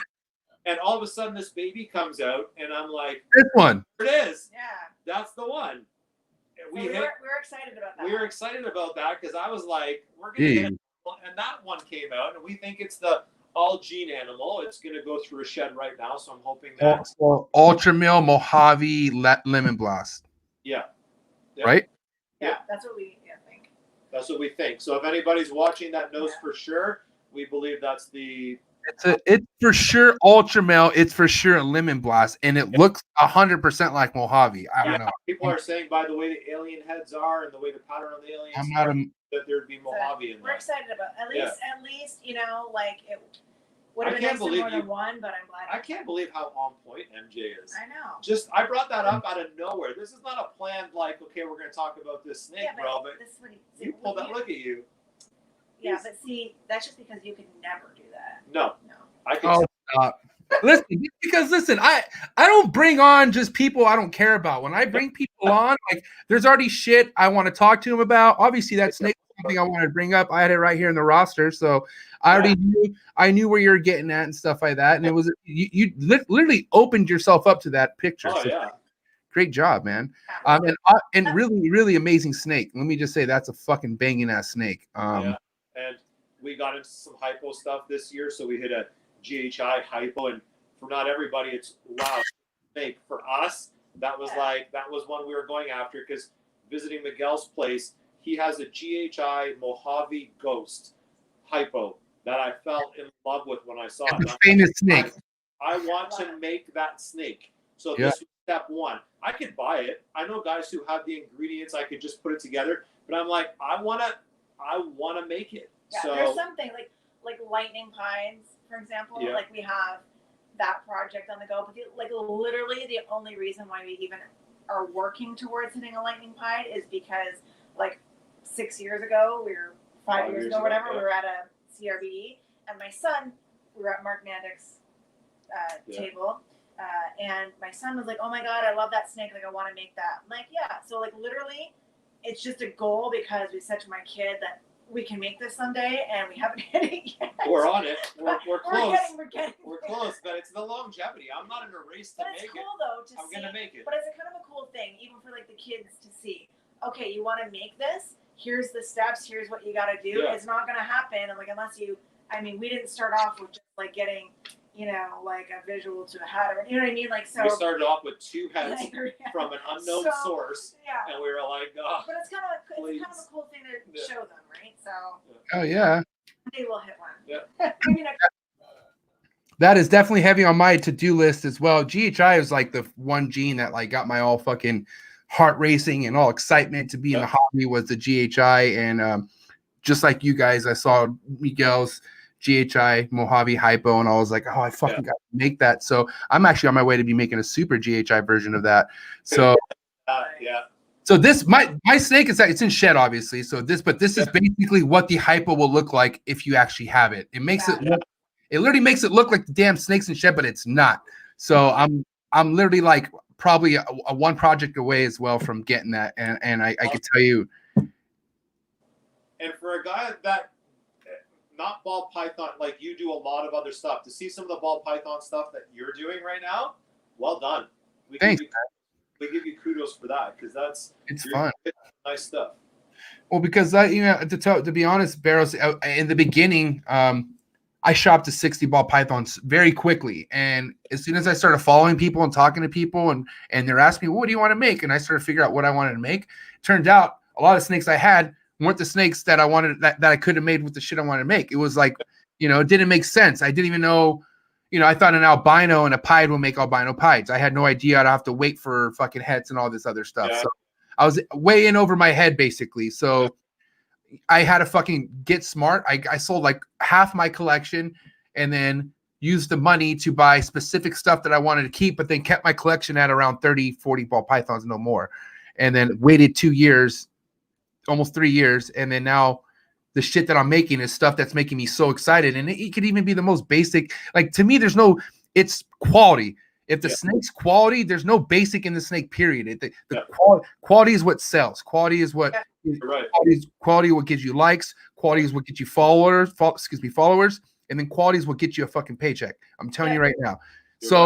Even hets sell themselves. I'm saying quality is what you put in. Yep. You have two really good looking snakes. They're going to produce you some really good looking animals. Yep. Plain and simple. Yep. Another good looking animal I want to talk about. This thing is fucking fire right here. Is that the super blade? Yeah, that's the super blade clown. Yeah, that was. And that one we actually. So talk about it. Yeah, we donated the. So we sold that snake and we donated the proceeds, 100% of the proceeds, to the JT. Fund. Wow. Because honestly, we wanted to do our part. I mean, we don't ship snakes to the U.S. yet, and we wanted to donate something. Yeah. But we're how can we make this happen? So we actually donated that whole clutch. Yeah. And so all the proceeds from that clutch we donated to JT, the house fire and everything. But that snake, we were pretty excited to see that. Honestly, dude, because that guy was going to replace my breeder male, which was a blade clown, and all of a sudden I'm like, oh, I've got the super blade version. This is perfect. Yeah. And then we were trying to figure out how we can help and we decided to sell Yeah. that clutch off, like So- Keri said, and give him 100% of the proceeds. So we did that, and a big shout out to Terry Hardy, because it was her female that she lent to us to make that joint clutch. So she agreed to yeah, go so she ahead and join donated to everything, so. give her portion too. Yeah, but we were pretty excited to see, and he was a good looking boy. Very and, good looking boy. Yeah. But anyway, we'll do it again. Yeah, we'll do another one like It's that. all good. We're so happy to be able to like I say, do a Yeah. little bit, anyways. As much as we could. So it was awesome. Now I got really excited that you had a super blade on your page because not too many people even work with blade much anymore. Like you know what I mean? There's not too many people. Like a lot of people think it's too hard to ID. I personally don't think that's the case. I feel like if you really have a super blade, I don't know. Sorry, this thing's been on the screen all the time. If you really feel like super blades, I mean, super blade is something to where if it's in a clown, you could see it, right? Yes. Yeah. So I don't know if you heard the story, but the reason why I was so invested in blade to beginning is because Chris Sursery over at Ball Pythons 101. Yes. Yeah. Okay. So Chris took me under his wing from the beginning, kind of like set me up. I told him what I wanted to make. He had a lot of it. So he like hooked me up, right? So he sold me a snake that was a pastel 100% het clown. And as like a couple months went on, a couple sheds, right, I would post it more. And he eventually was like, hey man, that snake has blade in it. And I was like, does it? And I didn't really know what blade was, but he's like, yeah, it has blade in it. So every picture I would post, I'd put blade, pastel blade, right?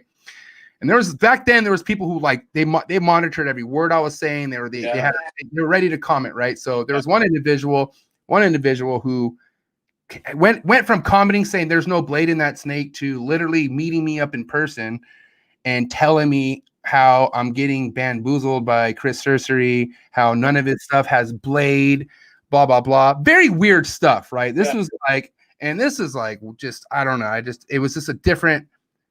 I mean, the hobby. I look at the hobby way different now, but that back then it was just like, what the fuck is this? This is weird.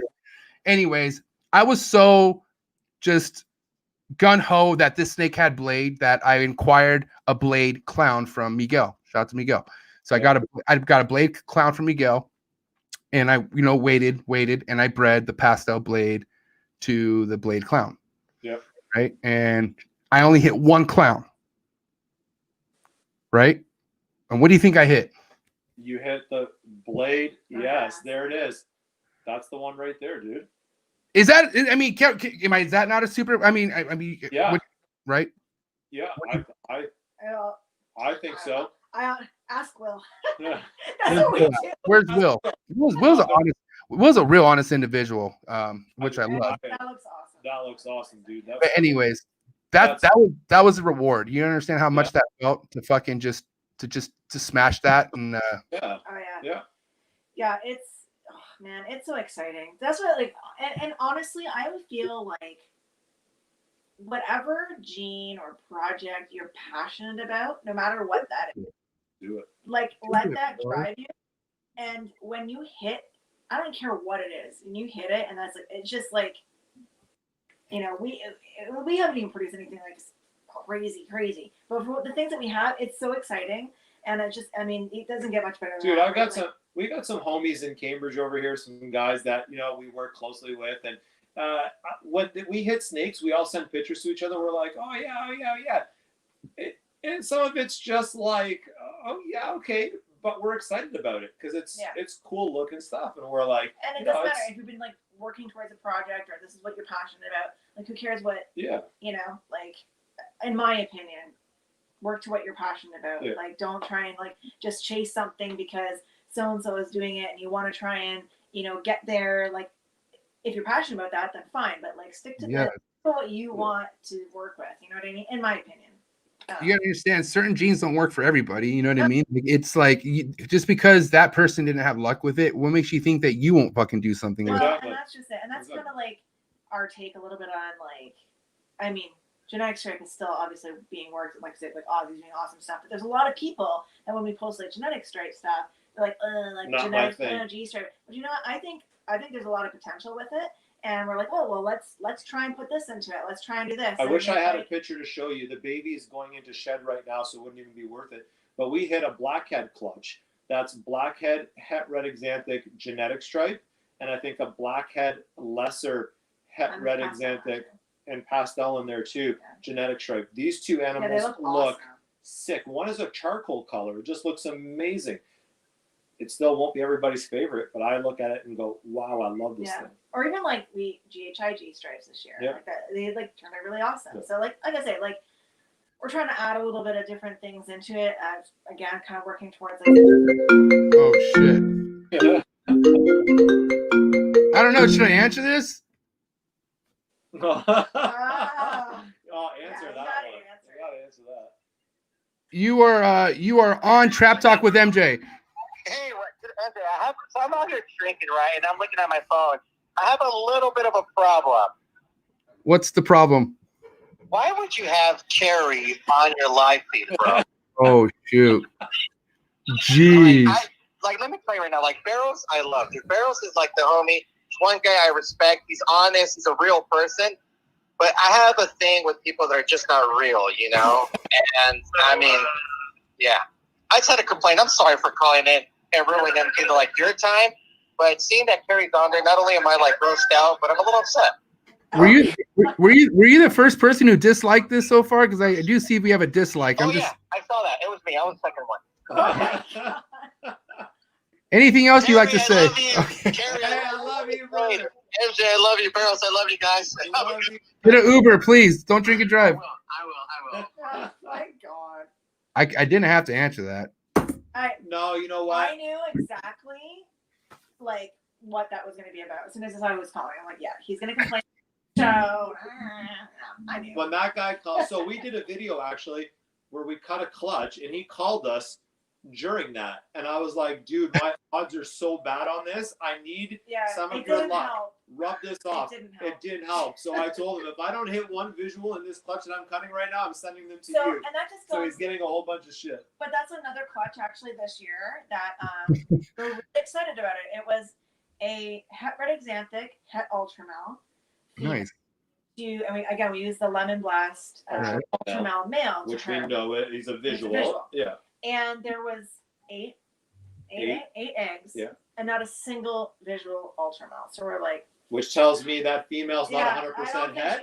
So Or it's we just had some like, really really shitty odds. Yeah. And so again, it's like one of those clutches where we're excited to see kind of what the outcome was, and see HRA and with the ultramel and blah blah blah, and it just didn't work out. So you know what I mean? It is what it is. We may breed her one more like season just to see, but he's got a smile on his face. Yeah. Look at because honestly, that's the toughest thing I'm dealing with so far with breeding ball pythons. Is one of my most anticipated clutches of the year was something a female was hoping that was going to prove out pied, and I got a bunch of sick ringers, but I didn't get pied, right? But what do I do next year? I go for the money and try to go pied again? And it's like, and I'm going to, because I need the confirmation, right? But yeah. it's And like we're doing the same thing. I'm going to put a different ultramel male to that female and try it and just see what happens. So we'll see. but this is the name of the game, man. This is what we're in. We know what we signed up for. You know what I mean? Yeah. Not everything's and roses. shit when you have 8 eggs, you're like, okay, we're gonna at least hit one, and then you don't. And you're like, oh. And when that egg cutting starts off so like, dude, this is gonna be it, and we're cutting eggs, and all of a sudden we're 1 in, 2 in, and all of a sudden, oh dear, that's dude. And we're like, damn. That's why I can't do live egg cuttings, because I don't want people to see my emotion on my face. Because you know what I mean? I could be the happiest dude, or I could just go fucking just you know what I mean? And that's why always recording, and that's why I cut it, dude. I've been in sales my whole entire life. I'll sell the shit. Yes, another pinstripe. This is awesome. This is fantastic. Until the camera's off. And then I start chucking things out of the room. Yeah, see, I would just be like, fuck, nope, that's not what I asked for. This isn't your boy, big shout out to Matt. You know who I'm talking about. Byram or O'Malley. O'Malley's, yes. That boy, I don't know if he's on here. I can't see in the comments. He was. He probably dipped out and fucking went to go, do some tattoo work or something. He's a pretty legendary tattoo artist. Clutches, you can tell when he's super excited about something or he is pissed off when he misses it. I love that. I sent him a message after and I said, bro, you are one of the most authentic egg cutters I have ever seen. Because he's like, cutting. Oh, fuck, man. And I'm like, dude, that's right on your YouTube video. It was awesome. He's like, oh, that's okay. We got another egg. Is he for real? I need to watch. I need to watch one of these, dude. This is. I didn't know he was that raw. I knew he was raw, but I didn't know he was that raw. Honestly, I'm like, that's how like. Oh, He's so good with that. Yeah, it was good. He makes me want to just cut live. Then if he's doing it, I should do it. Oh, he's doing it. He's not holding back either, man. I love it. Yeah. I will. I think when my 1 year anniversary or something crazy, I'll do a live egg cutting on a podcast. Should. That's a good one to do, actually. For 1 year, do a couple of things, just blow it up. Do a live egg cutting. I mean, have Keri on the show again because that's risky. Like, just do a couple of things you're not used to. No, we don't. We don't really do much live. No, I think Jim's on here. Jim does from Ectothermic. Yeah. He does quite a lot of live egg cuttings, and he can hold his emotions pretty good because they don't all go super, but he does some really nice live egg cuttings. I mean, I don't know. It is exciting no matter what, but yeah, when you're like really hoping for something to work out and it doesn't, I mean, hard to hide the emotion sometimes. Hard to hide it. Yeah. It's all good though.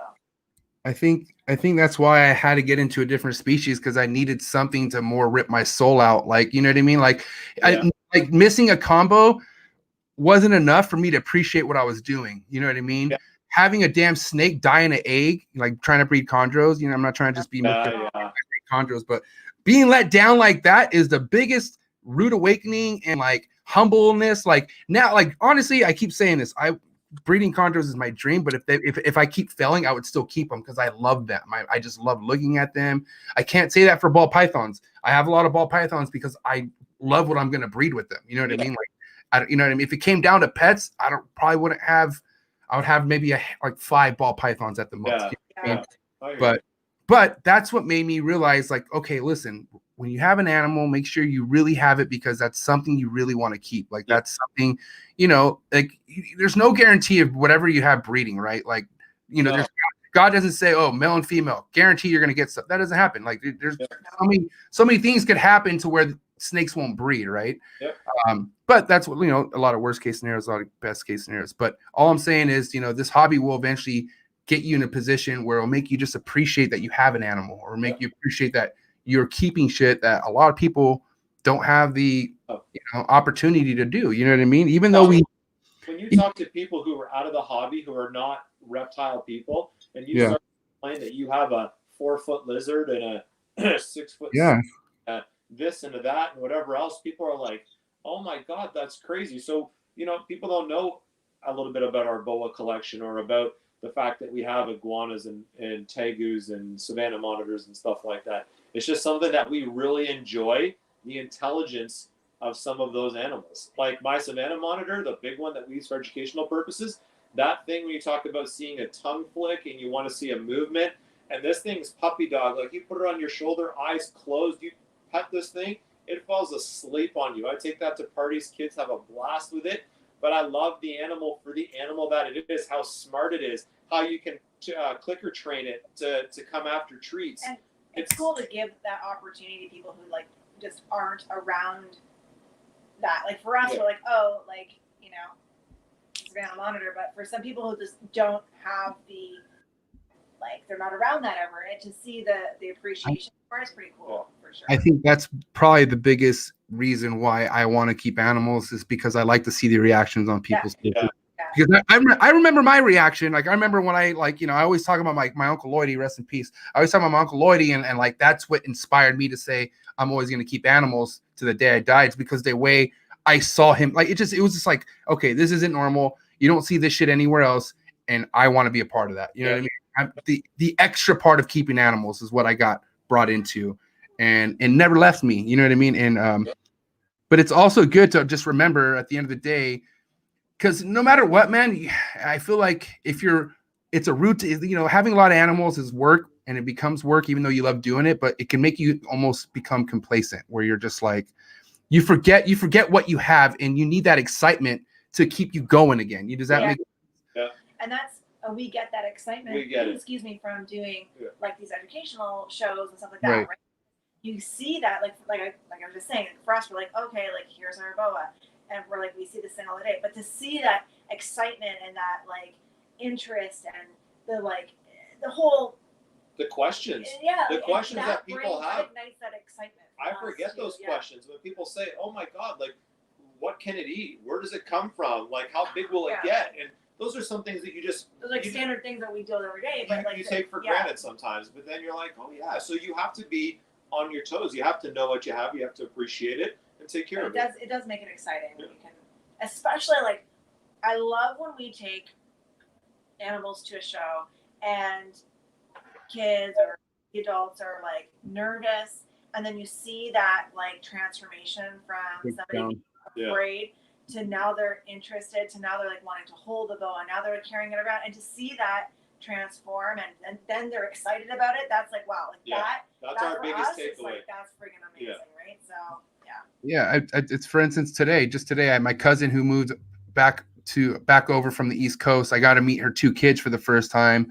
And fucking awesome little kids. You know, I see them grow up over Instagram and shit, but now seeing them in person, they were kind of timid, especially around animals, right? So they saw the alpacas, they thought it was cool, but it wasn't enough for them to come out of their shell. Yeah. And inside the snake room, they were even kind of more like backed up until they saw one of them eat.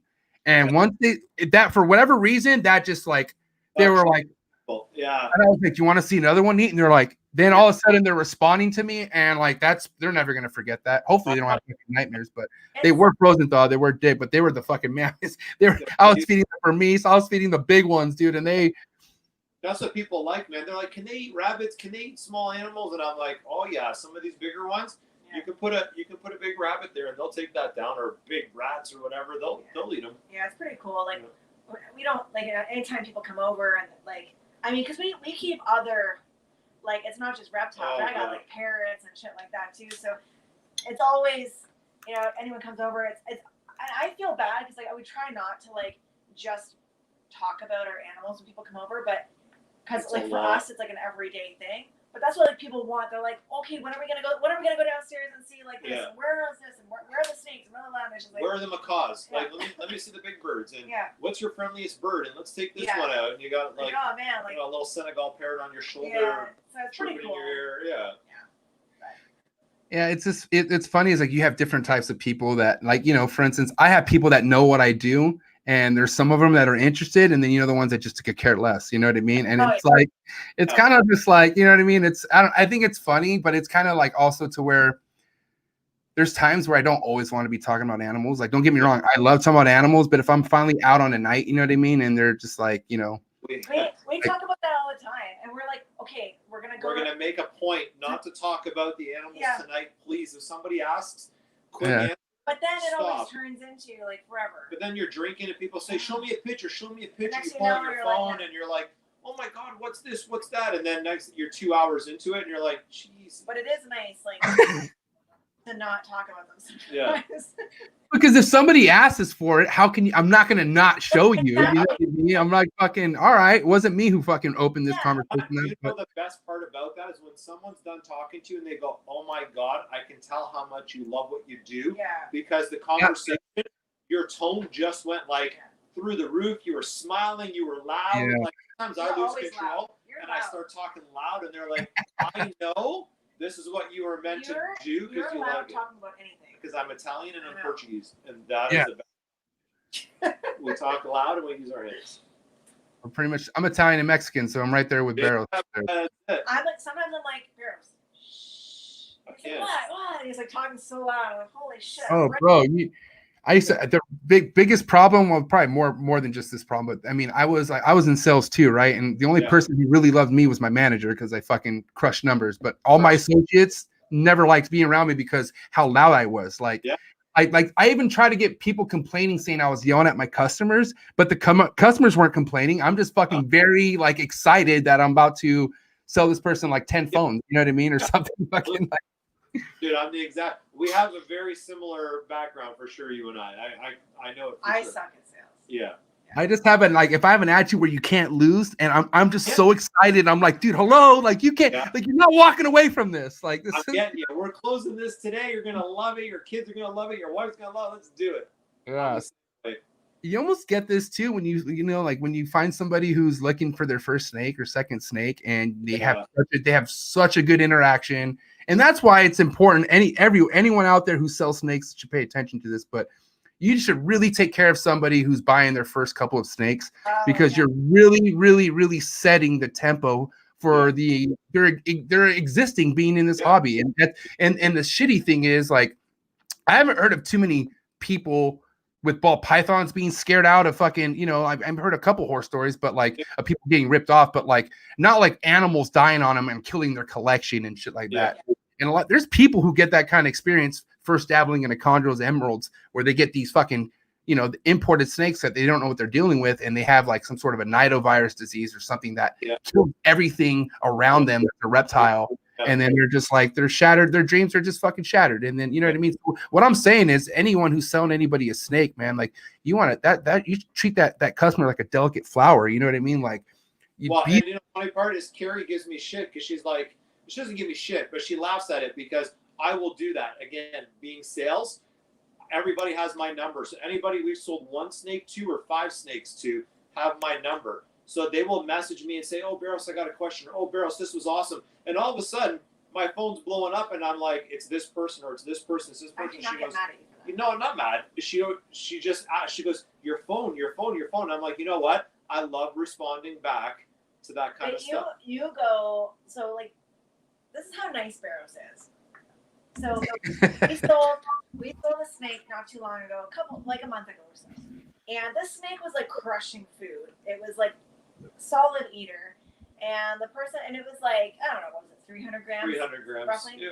And thing like would not eat. They tried like, it's their first snake first snake they bought from us.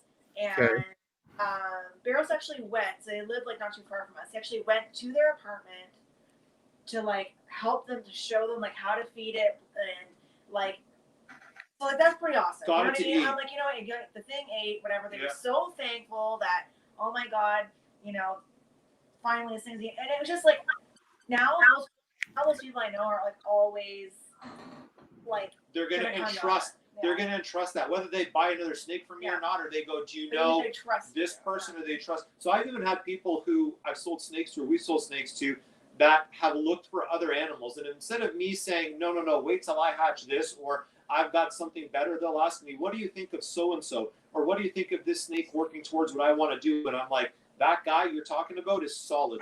Buy an animal from him. Or, you know what, I would maybe look a little bit further and see about getting something different. And they've come back to me and said, man, I really appreciate that. Actually, I don't know if you know this yet, but a friend of ours who bought snakes from us just hatched out their very first clutch.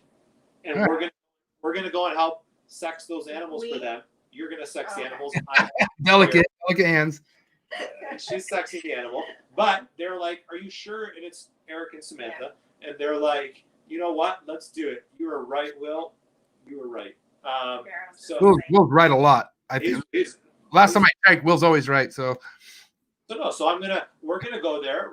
Keri's gonna sex the snake or snakes, and they are super appreciative of it. And it's just, you know what? I want to do what we can. I think too, like when we started, well, still now when I say we started out, but like we had such a great like support system of friends and people who helped us out, and even continue to do so. So if we can help like pay that forward even a little bit, you know, we like to do that because it's all about that community, and you know. And you know what? And MJ said it. I think that's what keeps you in it. When we reached out to people who, when we were like, I don't even know if we were KB yet, and people were helping us, you remember that and you want to pay it forward. Like you want to do the same to other people. And we got help from some big people at the time where I don't know if KB even existed. And I was like, thank you. That means a lot. That kept us in it, I know for sure. It helped us do what we do now. So we're happy to help where we can, for sure.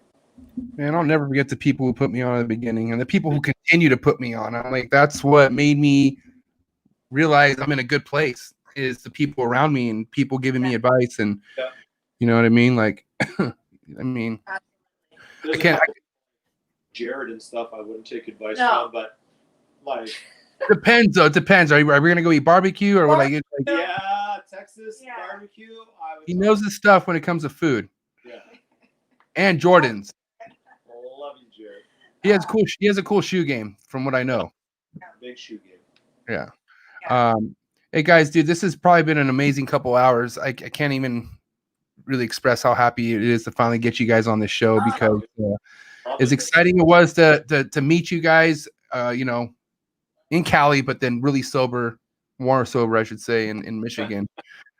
Just talking to you guys more, it makes it more personable, and yeah, it's awesome, man. Like, you brought Jared to the fucking building. You know, Will finally showed his face again because you guys were here. So I appreciate you so much, man. You guys are awesome. I do have some hot seat questions for you though. So I mean, I don't, you know, you guys could both answer. That'd be awesome, because it's kind of like, you know, what do you guys both think? So so we'll get those on the way. So let's get these hot seat questions on the, you know, let me get them pulled up. I don't remember them that well because I'm pretty stiff.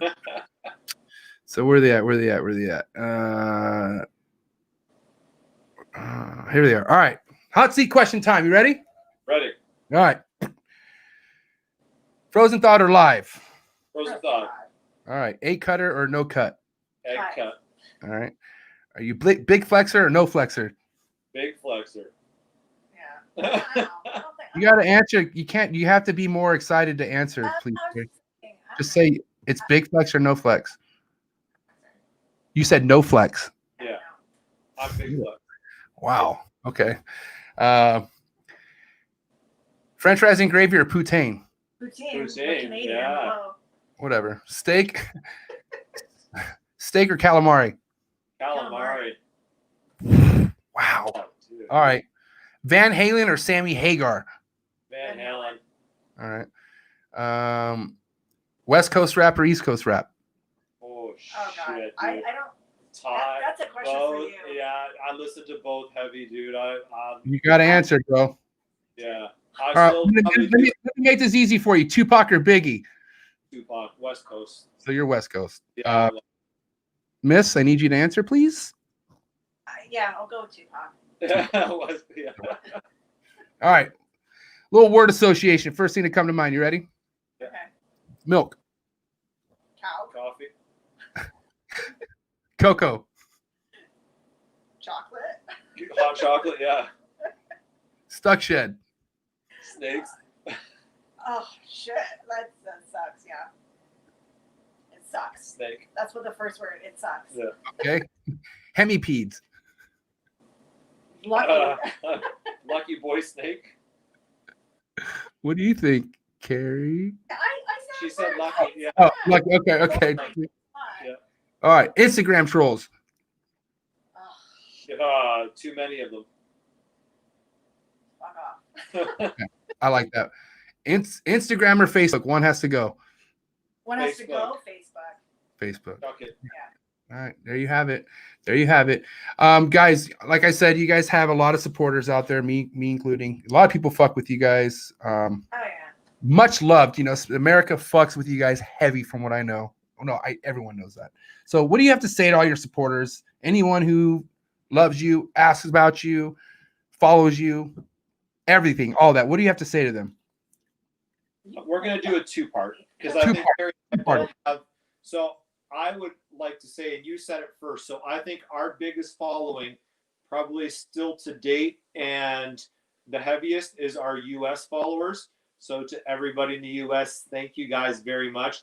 Our Canadian core, our family, thank you guys. We love you all. You guys have made KB really something that I didn't think possibly could ever happen.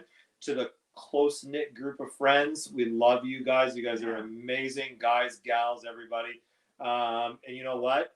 Keep pumping it out. Everybody who's doing everything that we've ever commented to or liked or whatever, we're still following. We love what you guys are doing. And thank you. Yeah, I think you pretty much summed it up. Honestly, like, I think, you know, even now when we go to like a show, the Tinley, whatever, and people, you know, recognize us and take a picture, I'm like, oh my gosh, like, Yeah. Who are we? It's But humbling. it's so amazing, Yeah. the community and the people that we've met, the friendships that we have built. My boys, the Reptile Degenerates, like, honestly, I love those guys. Like, they are family because they are family, and there's just so many incredible people. And honestly, I couldn't be more appreciative for all the love and support. And you know, when we need help, we can reach out and get that help, and we try and, you know, reciprocate and help others out. It's amazing, and I'm so thankful that we can be part of this. And yeah, like thank you, guys everybody. Yeah. so much. Yeah. And thank you, MJ, Thank for you, having MJ. us part of this. Oh, me, don't worry. And we got to make sure you come to Canada. Yeah, so for whenever anybody, I was going to say this, and I didn't know if it was going to come up. For anybody who's going to make the trek to Canada when this is all done, whether it's a CRBE show or whether it's whatever, message us, please. And you have to come in. I'm not going to take you to eat. I'm not going to show you any sights. I just want to say hi. That's it. Perfect. Hey, Mike. Yeah, Mike Brown's so awesome. Yeah. So, of course, so Jared's a prospect, right? Yeah. So, what, I mean, do I have to go through a prospect phase, a hazing type thing, if I want to come to Canada, or what do I need to go through? I'd say like you're already above Jared's level. Yeah. I would hope so. Yeah. I would hope. I would really hope so. And guys, stay tuned. I saw Michael Graham pop on some of the videos we have coming up. Where we have a snake coming from a few really nice people in the hobby here in Canada. We picked up some power. So those will be coming out in some of that September stuff. Brandon, thank you very much, brother. That's another one. A local boy. Awesome guy. So many wonderful people in Canada. And that's one other thing we're going to work on too. Is getting out there to some of our fellow Canadian hobbyists too and breeders. So we're excited. So reach out to us, people, so we can reach back to you. Yeah. I've been saying this for quite a while, but Canada is not fucking around. They have some heavy players in the building, and some of the sweetest. And that's what you two are. You guys are. You're you. Move, Keri. Bear. He's sweeter than me. That's true. Hey, last request before I let you guys go. Get me a shirt, please. Thank you. All right. Oh my God. We have so many shirts. Yes, for everybody that we promised shirts to, I promise they're upstairs. Okay. I didn't say anything about anyone else, bro. This No, I know, but you brought it up, and I was like, oh shit. Oh, there's actually other people waiting on shirts. Yeah. All that. Hey, you probably. My bad. Here. Hey, and I need one for the missus too. So tell Lil we need to get her shirt too. You tell me. You send me the information. You got it, buddy. KB Reptiles, you guys are amazing. Thank you so much, guys. All right. Thank you, guys. We love you all. Thank you, brother. Thank you very much. I'll check you guys later. See you later. Okay. KB Reptiles, man. Gotta love them. Bairos and Keri and Bairos. Either way, however you say it, sounds good together, right? It's like peanut butter and jelly and peanut butter. It's still going to go down good if you have a glass of milk or almond milk if you can't drink dairy like myself. Man, what a great episode. Really cool topics I got to talk about with those two. Listen, man, try to bring people we could all learn from. And these two been in the game long enough to where they could share experiences with us that they learn from, they continue to learn from. Everyone's continue to learn in this hobby. That's all I got to say. I don't care how much experience somebody has under their belts. The learning lessons never stop. So embrace them, understand them. My biggest takeaway from this episode happens to be that they're resetting what they're remembering, what they're in this for, right? Spending time with their family. That probably brought so much energy back into what they want to do. You have no idea. So I feel like they invested in themselves, which was probably the most important thing that they had to do. And they both realized that. And I think that's something that, if you're in a position and things aren't really going right, you might want to look around to see if there's other things that you should invest in that can make what it is that you're doing more pleasable, if that makes sense. I don't know. Pretty high, but just speaking facts, speaking what I know, speaking what I felt from this episode. Really good episode. I appreciate everybody who tuned in, man. You guys are amazing. Shout to everybody who, the comments were flooding the entire time, man. I appreciate you guys. If you don't mind, go ahead and hop in the other comment section, drop a comment. Let me know how you felt. Let me know what you thought about Keri and Bairos and whatnot, and give them a little bit of support and whatnot. Make sure you give them a follow on Instagram. I'm going to put the link to their channel in the description below, so make sure you subscribe to their channel. Make sure you subscribe to Unfiltered Reptiles podcast, my other podcast. Things are still popping, so make sure you're over there. Make sure you subscribe. We have a really cool podcast going on tomorrow with a heavy hitter, and that will be dropped Sunday. So make sure you go support that channel if you don't mind. And then, like I said, man, if you support this channel in any way, if you fuck with MJ, the Trap Talk podcast, please just subscribe to the channel, hit the notification bell, leave a comment. you know, share it, man. Share what's going on. This ain't gonna stop. You know, I'm getting mad support from you guys, and that's only building up. Talking about more support, man. If you guys want to get more in depth about what's going on with the Trap Talk with MJs and the guests I talk to and whatnot, the homies I have, I'm gonna be holding my very first Zoom meeting this Sunday with all my Patreons. So make sure if you want to kind of get more in depth on what I'm doing and what I have planned, man, click on the link in the description below. Join my Patreon page. All Patreon members are invited. I have a special guest that I'm bringing on during the Zoom meeting. We're going to get to know each other. It's about to get official gang type stuff in this shit. It's about to become real tight in it. La Familia. I love you guys, man. Honestly, even if you're not a Patreon member and you just fuck with this channel, I love you. Appreciate you guys, man. I'm telling you, man, day by day. Anyone who's looking to build anything out there, just take it day by day. Trust the process. Don't worry about what other people are doing. Get inspired by it. Don't get jealous by it. A lot of you people want results that you see on Instagram, and if you can't hit it, it gets you pissed off. You get jealous. You don't want that energy in your fucking head. Get that out of your head. Motivate yourself. Find things that motivate you. Okay? That's it. You guys are amazing. Have a good night. Tune in next week. Next week, we got a sick-ass fucking guest. That